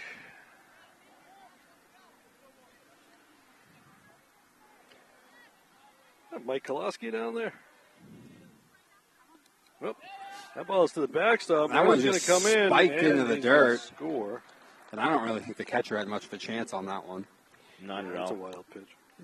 I don't even know if it was a breaking ball. I think it was a fastball. He just kind of spiked it. So the runner on second will move to third. That's going to give us a Now 6-4 with one out. 2-1, the count. Mm-hmm. 3-1. That's got him at 92 pitches now. So Yeah, this I think- might be his last bat. Yeah, I think Graham is reaching the end of his rope here. And that one is That's a base laced hit. back Yeah, up the that's middle good. and into center field for a base hit. That's going to make it 6-5.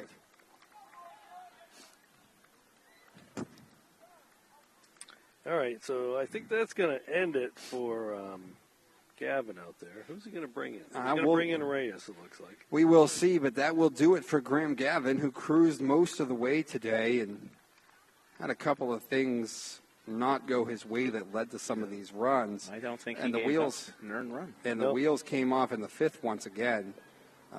But again, you know, one of them being a drop third strike, and then the other one being a throwing error by himself on a comebacker. Yeah, the 2 runs in the first inning were unearned, and I get these 3 being Yep. unearned. So the tying run will be on first base. All right, so we're going to see Mike O'Leary coming in Okay. To to second base. Reyes will come from short to pitch, and Pierce will move over to shortstop. So Mike is technically in for Graham. Yes.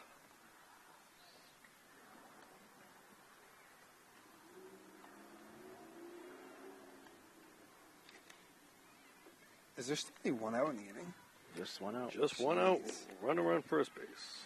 Another long inning. Yep. Yeah. At least the weather's okay. Oh, yeah. Yeah, it's not nearly as bad when it's not getting cold. Yeah, when it's 42 degrees and windy and maybe a little raw, then it's not good when that happens. You're looking up being like it's going to start raining at any point. You know, there was some forecast for rain late tonight, but not this evening, I don't think. Let it be tonight. We'll take the rain at night. During the week and at night is okay. Yeah. It's those weekends.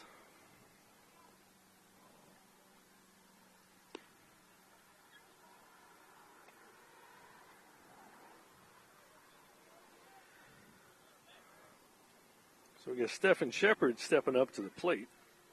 He's their RBI guy, but the runner on first, unless he hits a bomb, he's probably not going to get an RBI here. But stranger things have happened. It is a funny game, and we have seen a lot of oddities this season. Quite.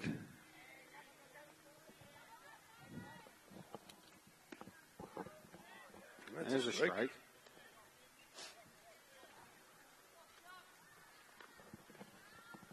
So a one-run ball game again here in the fifth. 6-5, the Panthers still in front. Reyes trying to hold the line here. One out and a man at first.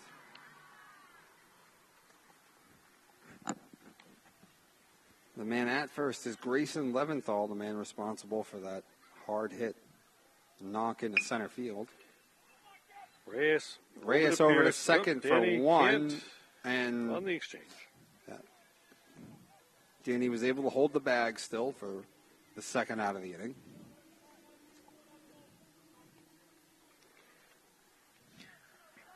Nice pitcher fielding play by John Reyes, who doesn't log a lot of innings on the mound.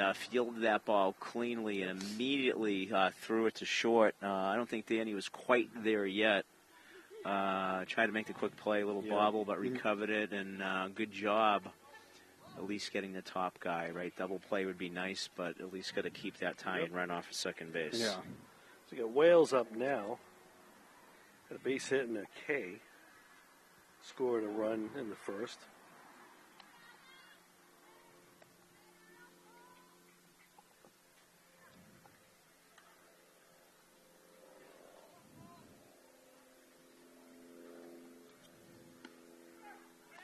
Picks up a strike there.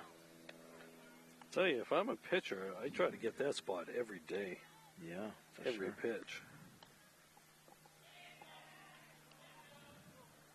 Runner's going. So it almost gets away. And I think he called that a ball. I believe so. Yeah.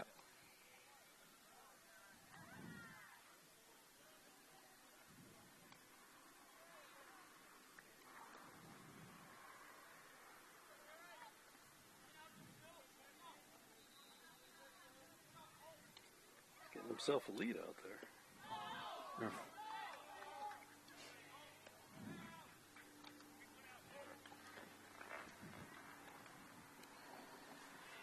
3-1. Yep. 3-1 coming from Reyes. The tie-in run in scoring position over at second. That's a strike. That's a strike, yep. That is absolutely a strike. He's trying to sell it as if it wasn't, but it most certainly was. He's been calling that pretty consistently today. Yeah, agreed. All right, so the full count offering now from Reyes. 2 men already gone in the fifth. 3 runs have come in the score. 4 runs, actually. And swing and a miss, strike 3. Jonathan gets him, and that will do it for the Magicians in the fifth. But they're right back in this game as they pick up 4 in the inning, chase Gavin from it. And going on to the bottom of the fifth, it is 6-5, Beverly. Yeah. Oh, yeah, 3 runs. That was a nice pitch by Jonathan right there. Mm-hmm. Yeah, nice job coming in. Hey, he did his job. He got the hold. He made sure that the game stayed as it was, score-wise, through 8 pitches. Very nice job. So the question is, do you come back with him, or do you go with a guy who's had a chance to warm up a little bit? I don't know. I think if you had a chance to warm a guy up already, you would have done it, like a Salerno or somebody who was on the field. Well, I'm saying like right now. Yeah, someone who's on the field like a Salerno. Gotcha. I don't know. I think that I'm running him out there for the 6th. Maybe get somebody throwing now to pitch the 7th and get him a few tosses. And well, you look at the 5, 6, 7 hitters coming up. So you bring him out there with a clean slate, and then maybe you're warming somebody up right now. You know, like you could put Salerno in the bullpen right now because he's not going to be coming up right away.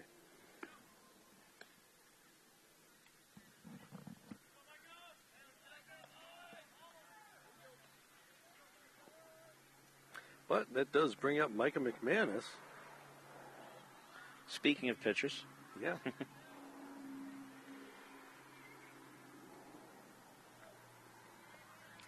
After McManus, we'll have Reyes, Bellew, Panazzo. Squares, that ball's upstairs. If McManus gets on base, I'm pretty sure you'll see Reyes looking to lay down a bunt. Yeah, probably. That one is hit hard in the right field. The right fielder coming on. Not going to make a catch. It gets by him. That's going to keep on rolling to the fence. He's going to round third. I mean, he's going to round second. He's going to head for third. He's going to be in there easily with a triple. As they hold him up. And Micah pumped up with a leadoff triple. And the Panthers in business to answer back Marblehead's big inning with at least a run of their own. Big at bat by Micah. Wasted no time on jumping on that pitch. Yeah, and that right fielder, that's a tough play. Do you go after it, or do you hold up? And he kind of got in between. That is that in between trying to make a shoestring catch in the end and could not do it. Is that not a balk? He must have stopped off in time. I thought he started his windup. Yeah. So now Reyes probably won't be bunting, but fouls that one off. Yep. Has the opportunity to hit one through. Yeah, and with anything right at a base runner at a fielder will be tough. Yep. Micah doesn't have much of a lead over there. That's in there for a ball. Okay. All right. It's the pitch I thought had been called. Yeah. Often. I think you need more balls for him to call that a strike. Oof. From you guys sitting down right now, is it affecting how you're seeing the ball off the bat? Because it's affecting me. That's why I've stood up right now. I'm having a hard time seeing it off the bat right now. The sun is at a peculiar angle. That's a strike. Yep. It's also at an angle where a throw coming from third base might be a little trouble for a first baseman now. It's not that low yet. Fly ball on the right side might be a problem. Breaking ball. Reyes lashes it foul. Back up the hill near the house side.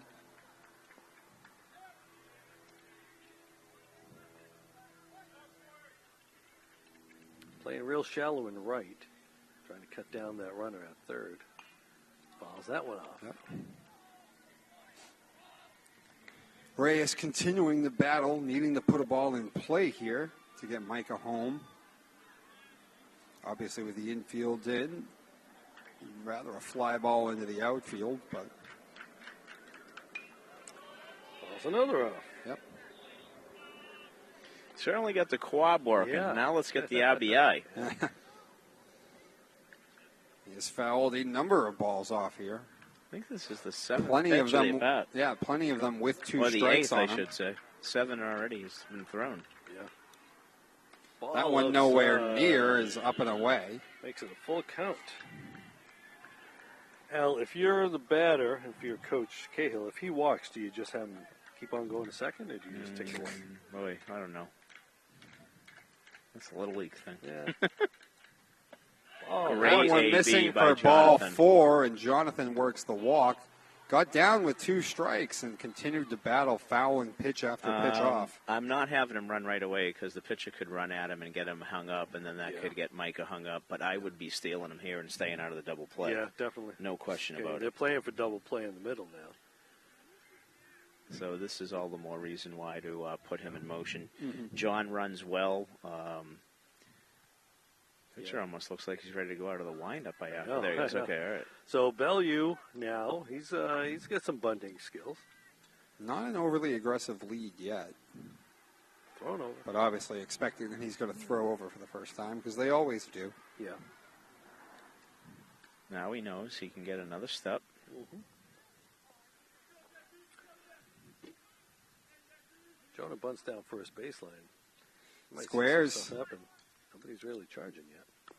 And he gets Gets it down, but Runner will Micah go to is not second, going to and try. everybody's safe. I don't know what they're calling here.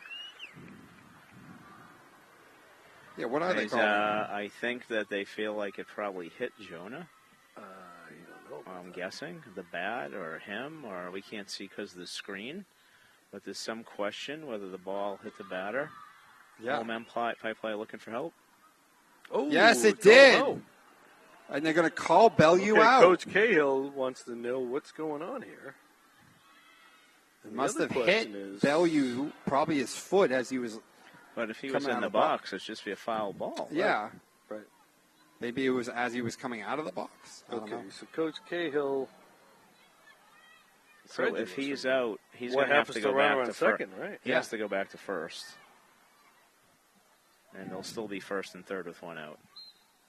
Or are they saying he interfered with the catcher coming out of the box?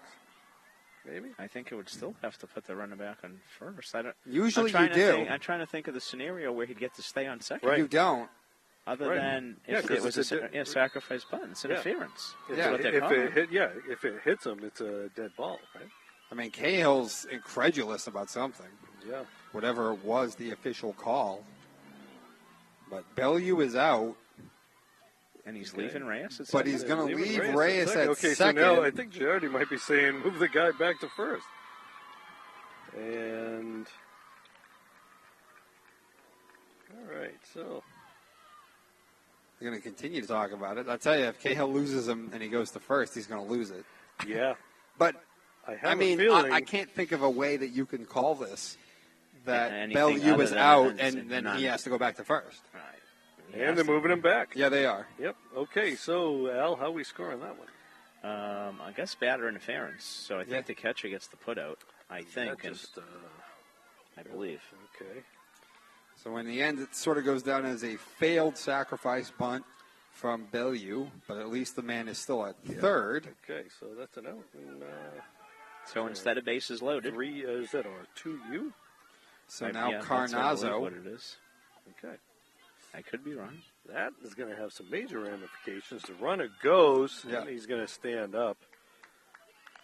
So essentially the same intention, Of the sacrifice but bunt. you do, with the sacrifice. But it would have been nice if, But it would've been Jonah nice. could have swung away and Yeah, tried to tap- get the run in. Yeah, tap bases loaded. That ball's inside. 2-0 on Carnazzo. And this is still Peter, right? 24? Yep. Okay. Yep. Carnazzo trying to get this ball out of the infield. Reyes decent wheels over there in second. That's in the dirt, so everybody holds up.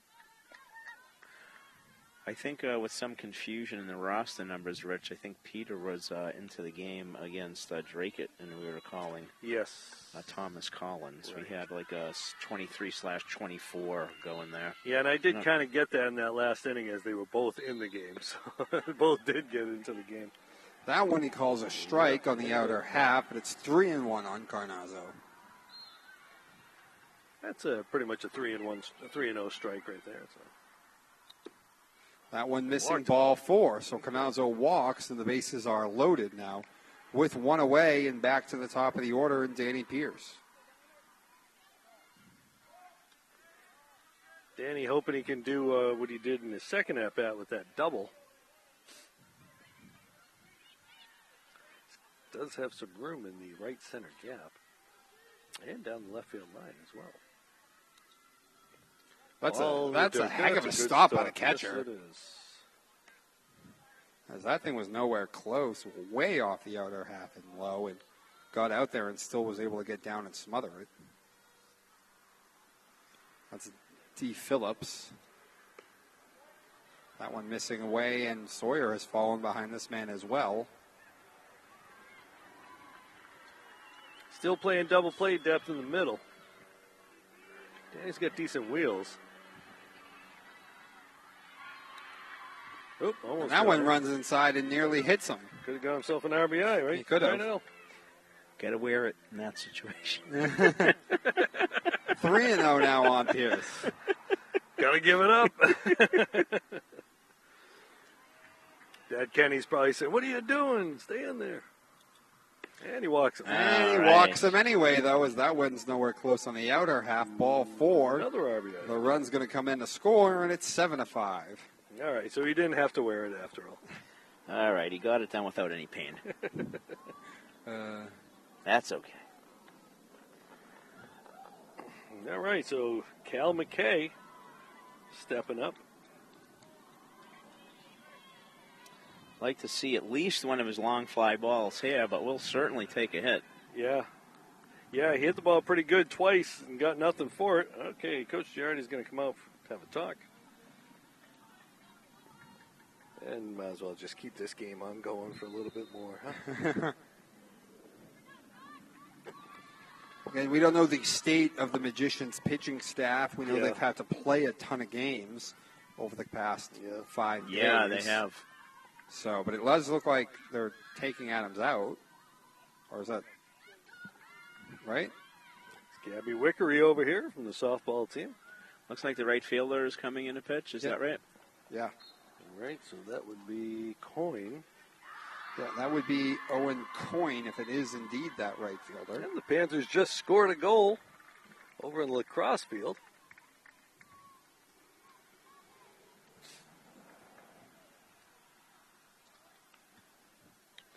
And here is the man, the myth, the legend, Peter O'Brien, making his way up to the broadcast booth. Pete, how are we doing?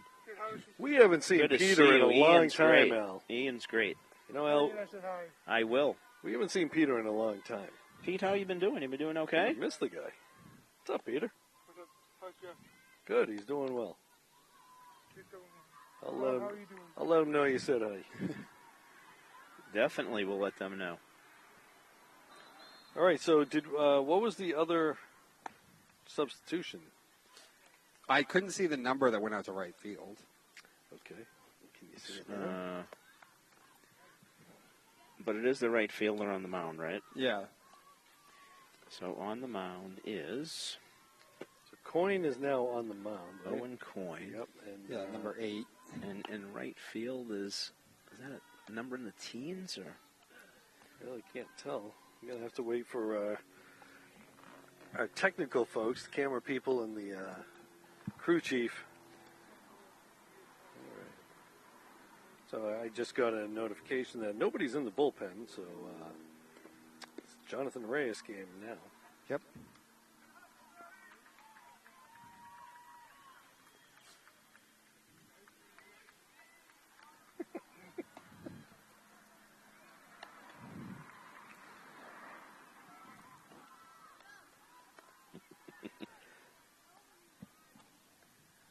So Beverly trying to get those 3 runs that they gave up in the top half of the inning. And is certainly going to have an opportunity with the bases loaded here and 1 out. As Cal McKay takes a up-close and personal look at the warm-up tosses. He's exercising his Mark Crovo Vikings instruction by timing him up. Still can't see the right fielder's number. Trying to zoom in with my cell phone, but that fence is in the way. I can't really tell. And McKay's going to have to remember to try to not to hit the ball too hard. This It way, has not worked out for him today. this would be okay, actually, if he drove one deep, even if it was caught, because that would certainly get a run in. Yeah, it or would. hit it where they ain't. That would even be better. Yeah. Of course. Do have some wheels out there.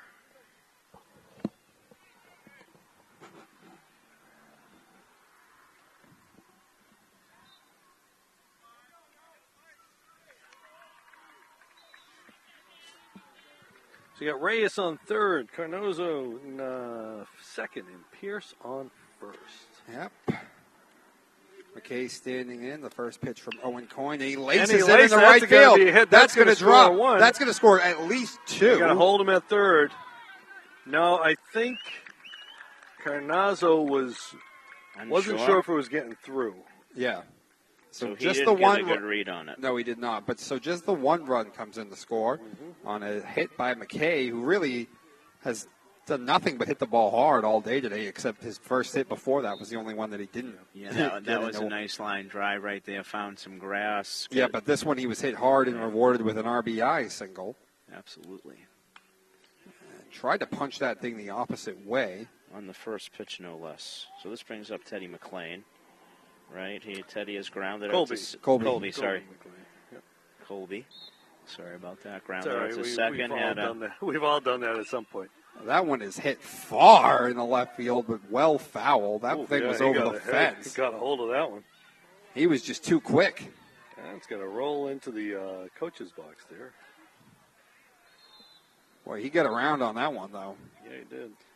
Now he's down 0-2, correct? Unfortunately, it just counts as a strike and nothing else. Yep. Just a long strike. Yep. The 0-2 coming to McLean.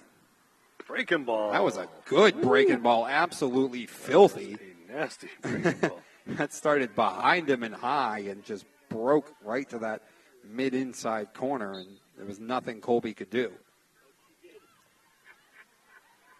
So that is out number 2. Salerno now.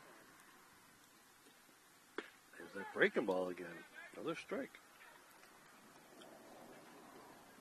So it looks like Coyne's got himself a breaking ball for sure. Who does he look like, Dom? I was trying to think, and I don't have one yet. Ball. He held up. He did. Yeah. Up. The other team scored. Don't know who they're playing. It's one of the blue teams in the conference, it looks like. Could be Danvers, could be Swampscott. Oh. Kind of like Chad Qualls. Okay.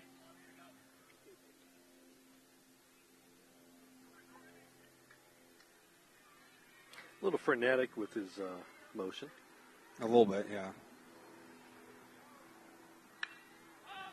That one's high up on the infield. As the infielders converge. A lot of people. Who's going to take charge? Hey, they got it. And Wales. Is that the first baseman? Yeah, it was the first baseman, Wales, who took charge and squeezed it for the out.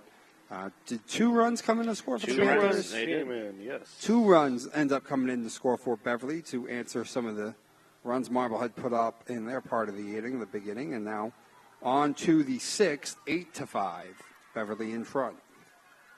Okay, so they got a little bit back there. 2 of the 3 back.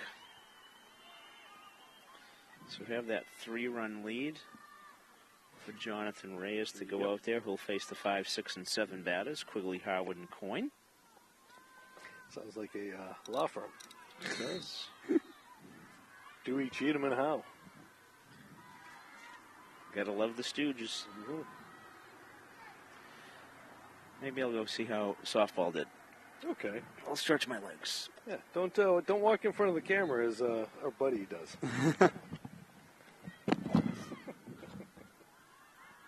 Al's doing his own version of the 7th inning stretch. Yeah. I had a 5-inning stretch. I got up, and I'll probably stay up again, though, because I'm telling you, I'm having a hard time seeing where the ball's going off the bat right now, unless I'm not standing.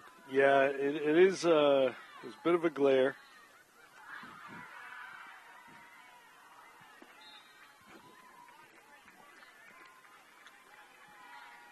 Should have realized how warm it was going to be today, though. I messed up. I should have brought a water. I mean, you want to run to my car, I do have some, but... What'd you say? You want to run to my car, I have some water, but... How close is it? Which one? Over under the tree there. The red one? Yeah. Do you not mind? No. All right. Let me unlock it. Okay, I'm back after doing a little reconnaissance, and I have some great news. Big Northeast Conference softball game. Beverly has knocked off Marblehead 4-2 to put themselves back in the running for the NEC crown. Reyes, strike 2. Dom goes to get some hydration. We'll take the play-by-play. And that ball's in the dirt.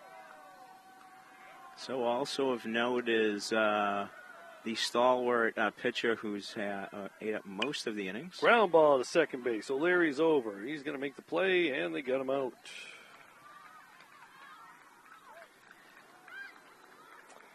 The number one pitcher for Beverly, Lydia Miedema, out injured. Oh. And Gabby Wickery took the bump today as Beverly knocked off Marblehead 4-2, which is like a huge win, as we said, puts them back into the race. And I erred on the game that we'll be covering tomorrow will be against Peabody, not Salem. All right. So that will be, I know they have a lot of young players on Peabody who hit a lot of bombs.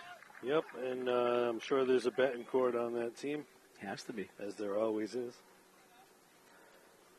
One of my baseball teammates' daughter is on that. Jess Steed plays outfield for Peabody. Played baseball with her brother Sammy, a Malden guy. High fly ball to left field. Salerno backpedals, and he makes the catch. A little nonchalant with that, but that's okay. As long as you make the play. Absolutely. Always reminds me of that scene in Major League. Lou Brown yelling out to Willie Mays Hayes, "Nice catch, Hayes. Don't ever do it again." All right, so, Dom, while you were gone, we got 2 outs. Wow. Strike. I'm going to come back and the innings are going to slow down. I'm going to be the jinx. Yeah, we'll send you off on another errand. All right, so we got Coyne up now. He's, I think he called that a strike. I think he did too. He just flashed 0-2. Yeah. 2-strike offering then coming from Reyes. Fly ball. That one, a fly ball. That could be trouble. It's Should foul. be foul, But it's going to be foul, I believe, at least. Cal McKay ran a long way for that one. Wasn't able to get it. Coyne is now pitching. Reyes doesn't waste any time out there. Huh? No, he works fast. Which is good. Yeah. We've been here a while. I know.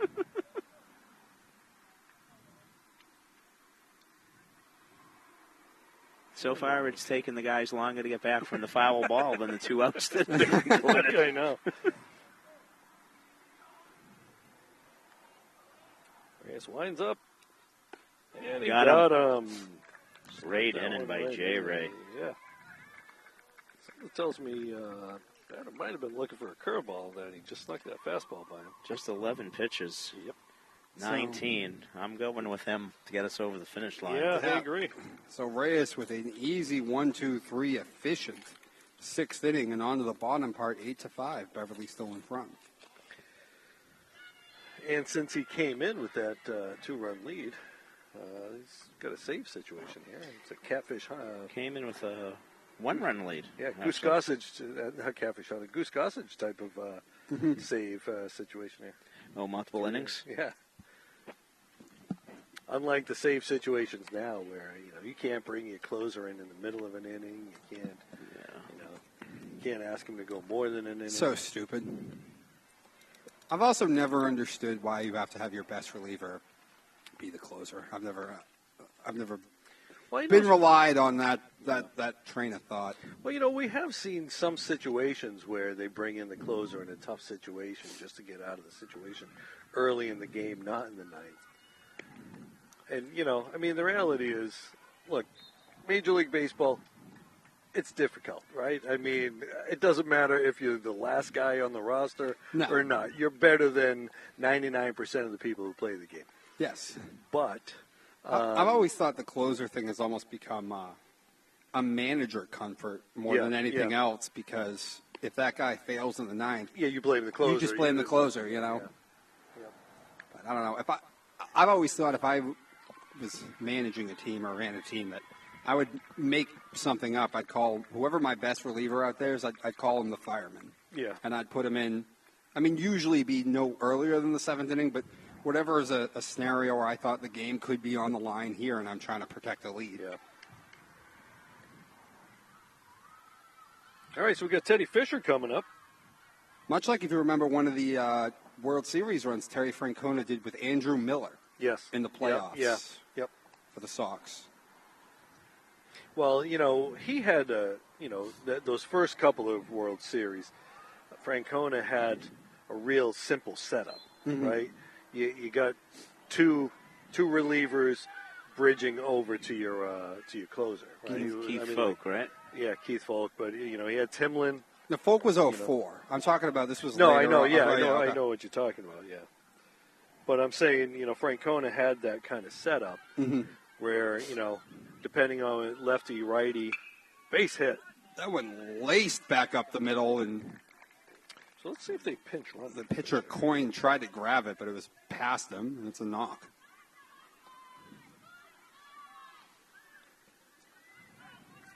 All right, looks like they might be looking to. Yep, they got a pinch run. You can re-enter, so they'll bring someone in to run for him. Okay, so that's Maverick Genest. I just got that being the 5th hit of the day for the Panthers. A lot of walks hit by pitches. Well, they had 3 Oh, wait a minute, in a row. I missed one there. They I had missed 3 the in a triple. row in that third inning. Oh, 3 hits, okay. So you got Maverick Genest over there at first base, and you got McManus up. Micah had that big triple. And that's Micah going to be a laced in the left field, but nice Cameron play. Quigley closing in on it makes the play. Nice catch by Quigley. nice. Micah made a well bid hit for ball. maybe his second extra base hit of the day. But Yeah, I thought that ball was going to get away from Quigley, but he tracked it down pretty nicely. Okay, so Reyes now trying to help himself out. Jonathan Reyes standing in, as you mentioned, Will, looking to help his own cause.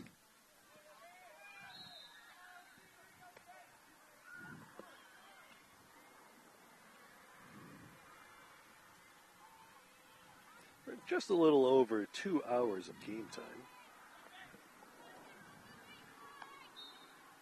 That's one of those things about the softball games. Those ones go pretty quickly. They do. I mean, Gabby's been sitting there for a couple innings. No kidding. Now, of course, this game got a late start because of the senior day festivities.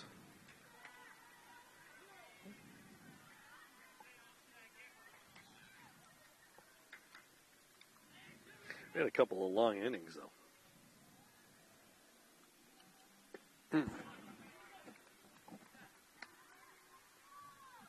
Swing and a miss as he got that by Reyes.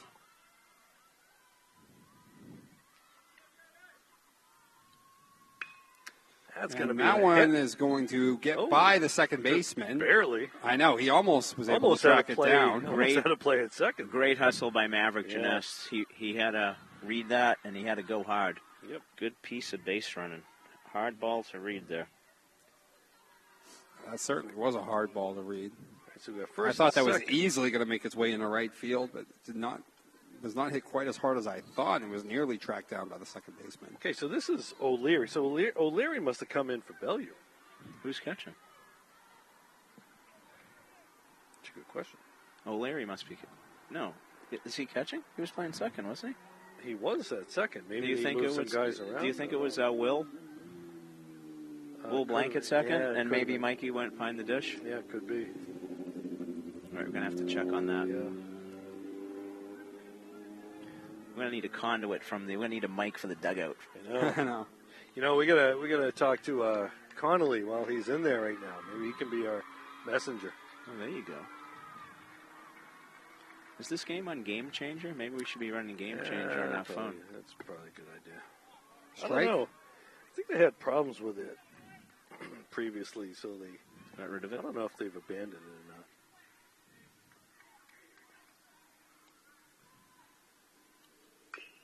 That's Bravo. a tapper foul.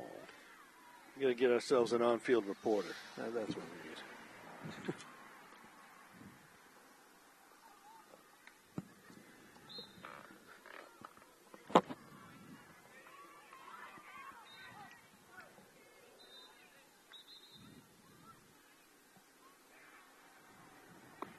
Strike. Yep. Three. Strike three got him looking as he paints the inner half.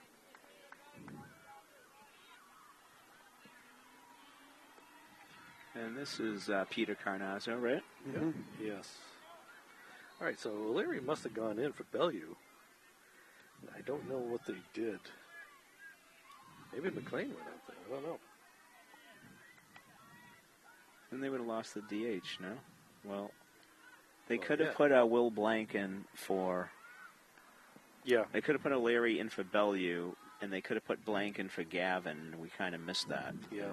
Because I'm trying to think who else would be playing second base if it's not Mikey, if it's not Danny.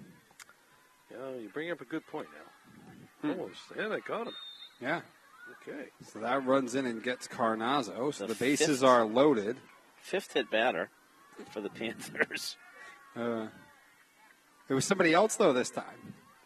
Because the other two have been the same two guys. It just happened to him twice. All right, so Danny Pierce coming up. What did Danny do his last at-bat? He had an RBI walk with the bases loaded. Okay. He nearly was the sixth man hit for the Panthers, but he got out of the way. That's right. Danny has 2 RBIs today. Then he was able to get the RBI the non-painful way the very next pitch. Yeah, right.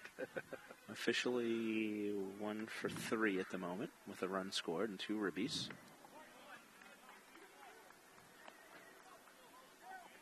Looking to break this open for the Panthers.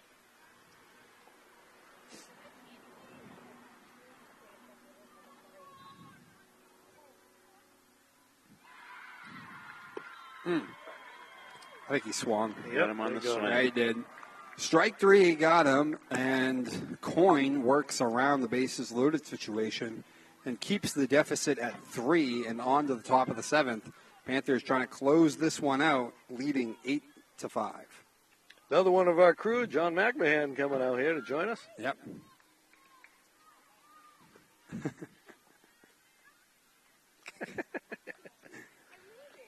John trying to get himself on camera. A la Tommy Donovan.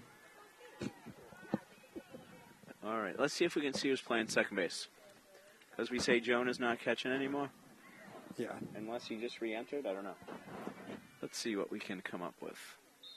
Well, we got that windscreen in the way, really seeing a number. Is that Haley pitching there? Yeah, I think that's Haley coming in to pitch. All right, so Reyes is back to short and Danny, so apologize. Well, how many pitches is Reyes at? When's their next game? Saturday? Reyes was at 19. 19 or so, yeah. And when's their next game? Is it Saturday? Are they Friday on the road or Saturday on the road? Saturday they're on the road. I don't know if they have a game on Friday. I don't think they do. Let's take a quick look. No, they play Saturday. So I don't know what's the threshold for how many. A Wednesday, I think it's 50, so he could have gone another, but. Well, you put Jonathan back at short, Danny at second, solidify that defense a little bit. Mm-hmm. Now let's see, did they re-enter Bellew at second? And catcher, you mean? Yes, catcher. Can't really tell.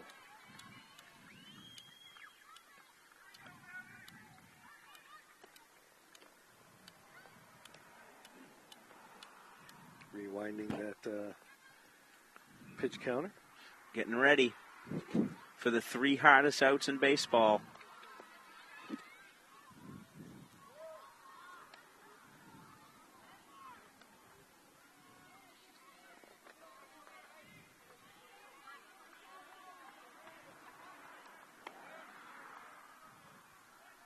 Yeah, I do not believe that's Jonah catching. Okay. I think that's Mikey O'Leary.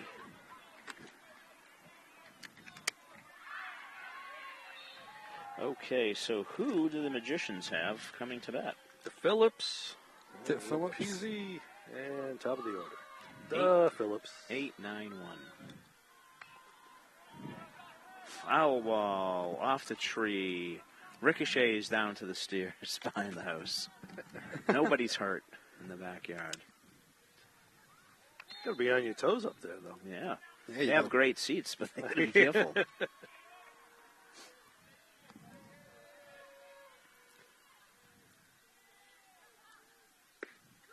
Strike 2. Haley's one of those seniors we talked about. Getting some action on senior day. So Haley has DePhillips 0-2. Breaking ball. And that one is long in the left field. The left fielder continue to run. Continue to run. That's going to roll to the wall. He's going to be in the second with a leadoff double. An 0-2. Haley kind of hung a breaking ball there, and DePhillips put a charge into that ball and basically kind of almost one-hopped itself into the fence.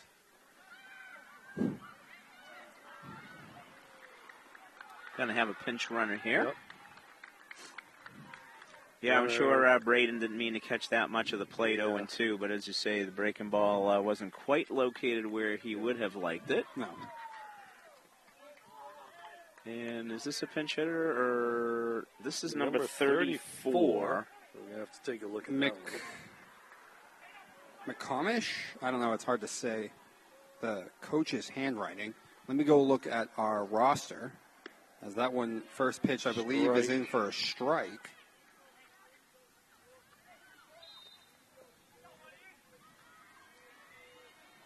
And that is Ian McComish. Okay.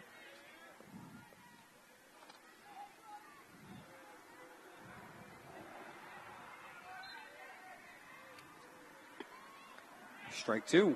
No? Okay. No? Boy, that looked like a good pitch to me as well. Might have been a little low. All right, 1-1.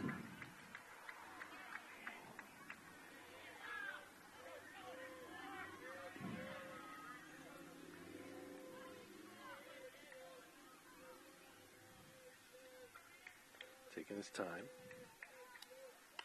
Fouls it off. They're doing a nice job preventing the base runner from getting too much of a lead. Throwing off his timing a bit. All right. So Haley with 2 strikes. Again on the batter. 1-2 this time, and McComish steps out.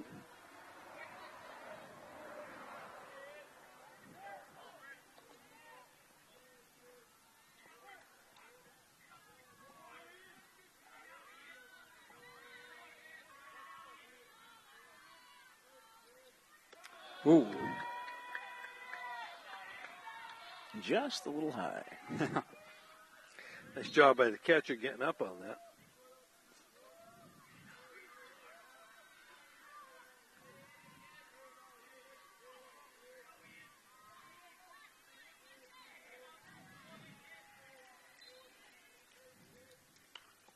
Fouls another one. Swung on and fouled off again.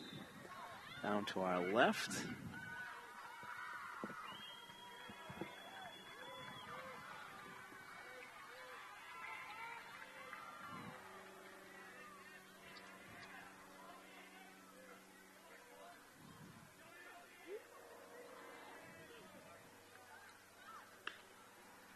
That one hit high in the right field. The right fielder coming in makes the catch.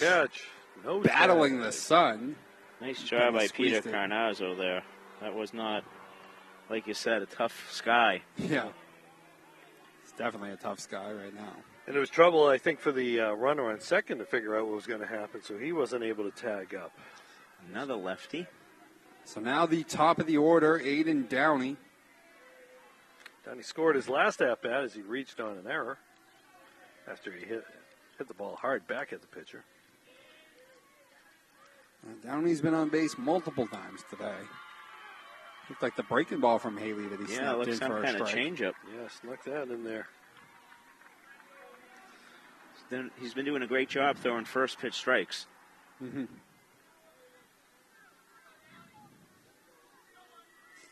Always easier to pitch ahead. And that one fouled off by the track. 2 strikes on the batter now. Haley has been ahead 2 strikes on every single hitter so far in the inning. Not really worried too much about the runner in second. No, he means nothing. Really don't need to be. Long, and that one hit over to Reyes. Reyes has it, throws, got him. Nice play by Jonathan Reyes right there. That's a long throw. Long throw, ball spinning a little different coming off that lefty's bat. Nice English job. And Yeah, the ball did have some different English on it. Kind of two-hopper over yeah, there he to kind of Jonathan. cut across it, the batter. So that All right, brings so up- Grayson Leventhal. made a great catch earlier in the game, chasing down and pop-up in short left field. He also had a two-run single, I believe, off Gavin in that big inning. That is correct. One of the only real hits in that inning. Oh, yeah, two that Gavin surrendered. Fly ball. And McKay Leventhal going to try to pops get it up. over there. Does he have room? He does No. not, as it bounced off the top of the fence. Cal making the fence pay. I know, I was going to say, it looked like Cal ran into the fence. Yeah, he did. Feeling that a little bit, and he's okay. He's not No, afraid he plays football. He's fine. he's not afraid to throw his body around there.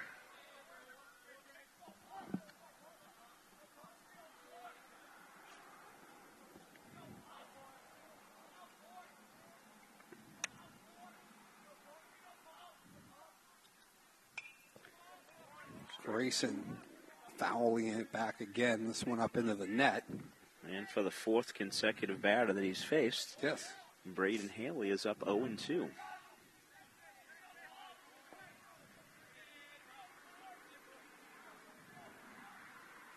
The 0-2 coming from Leventhal. To Leventhal. Yeah, to Leventhal, my bad. And we'll do it again here on 0-2.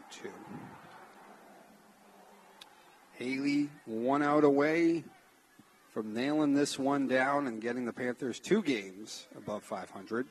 Put them at 8-6.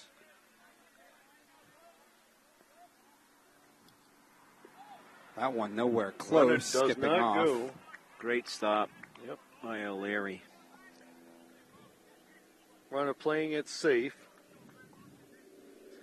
Might as well not get thrown out at third. I got 16 pitches. Is that the first ball he's thrown? No, he's thrown at least a couple. He's thrown a couple, but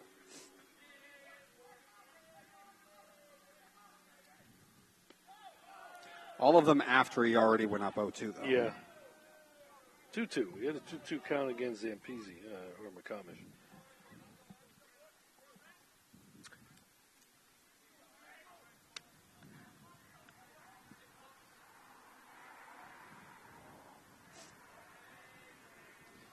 All right, Haley winds, fires on a breaking ball, hit over to third. The third baseman scoops it, throws to first. Finishes it. Got him, and that will do it.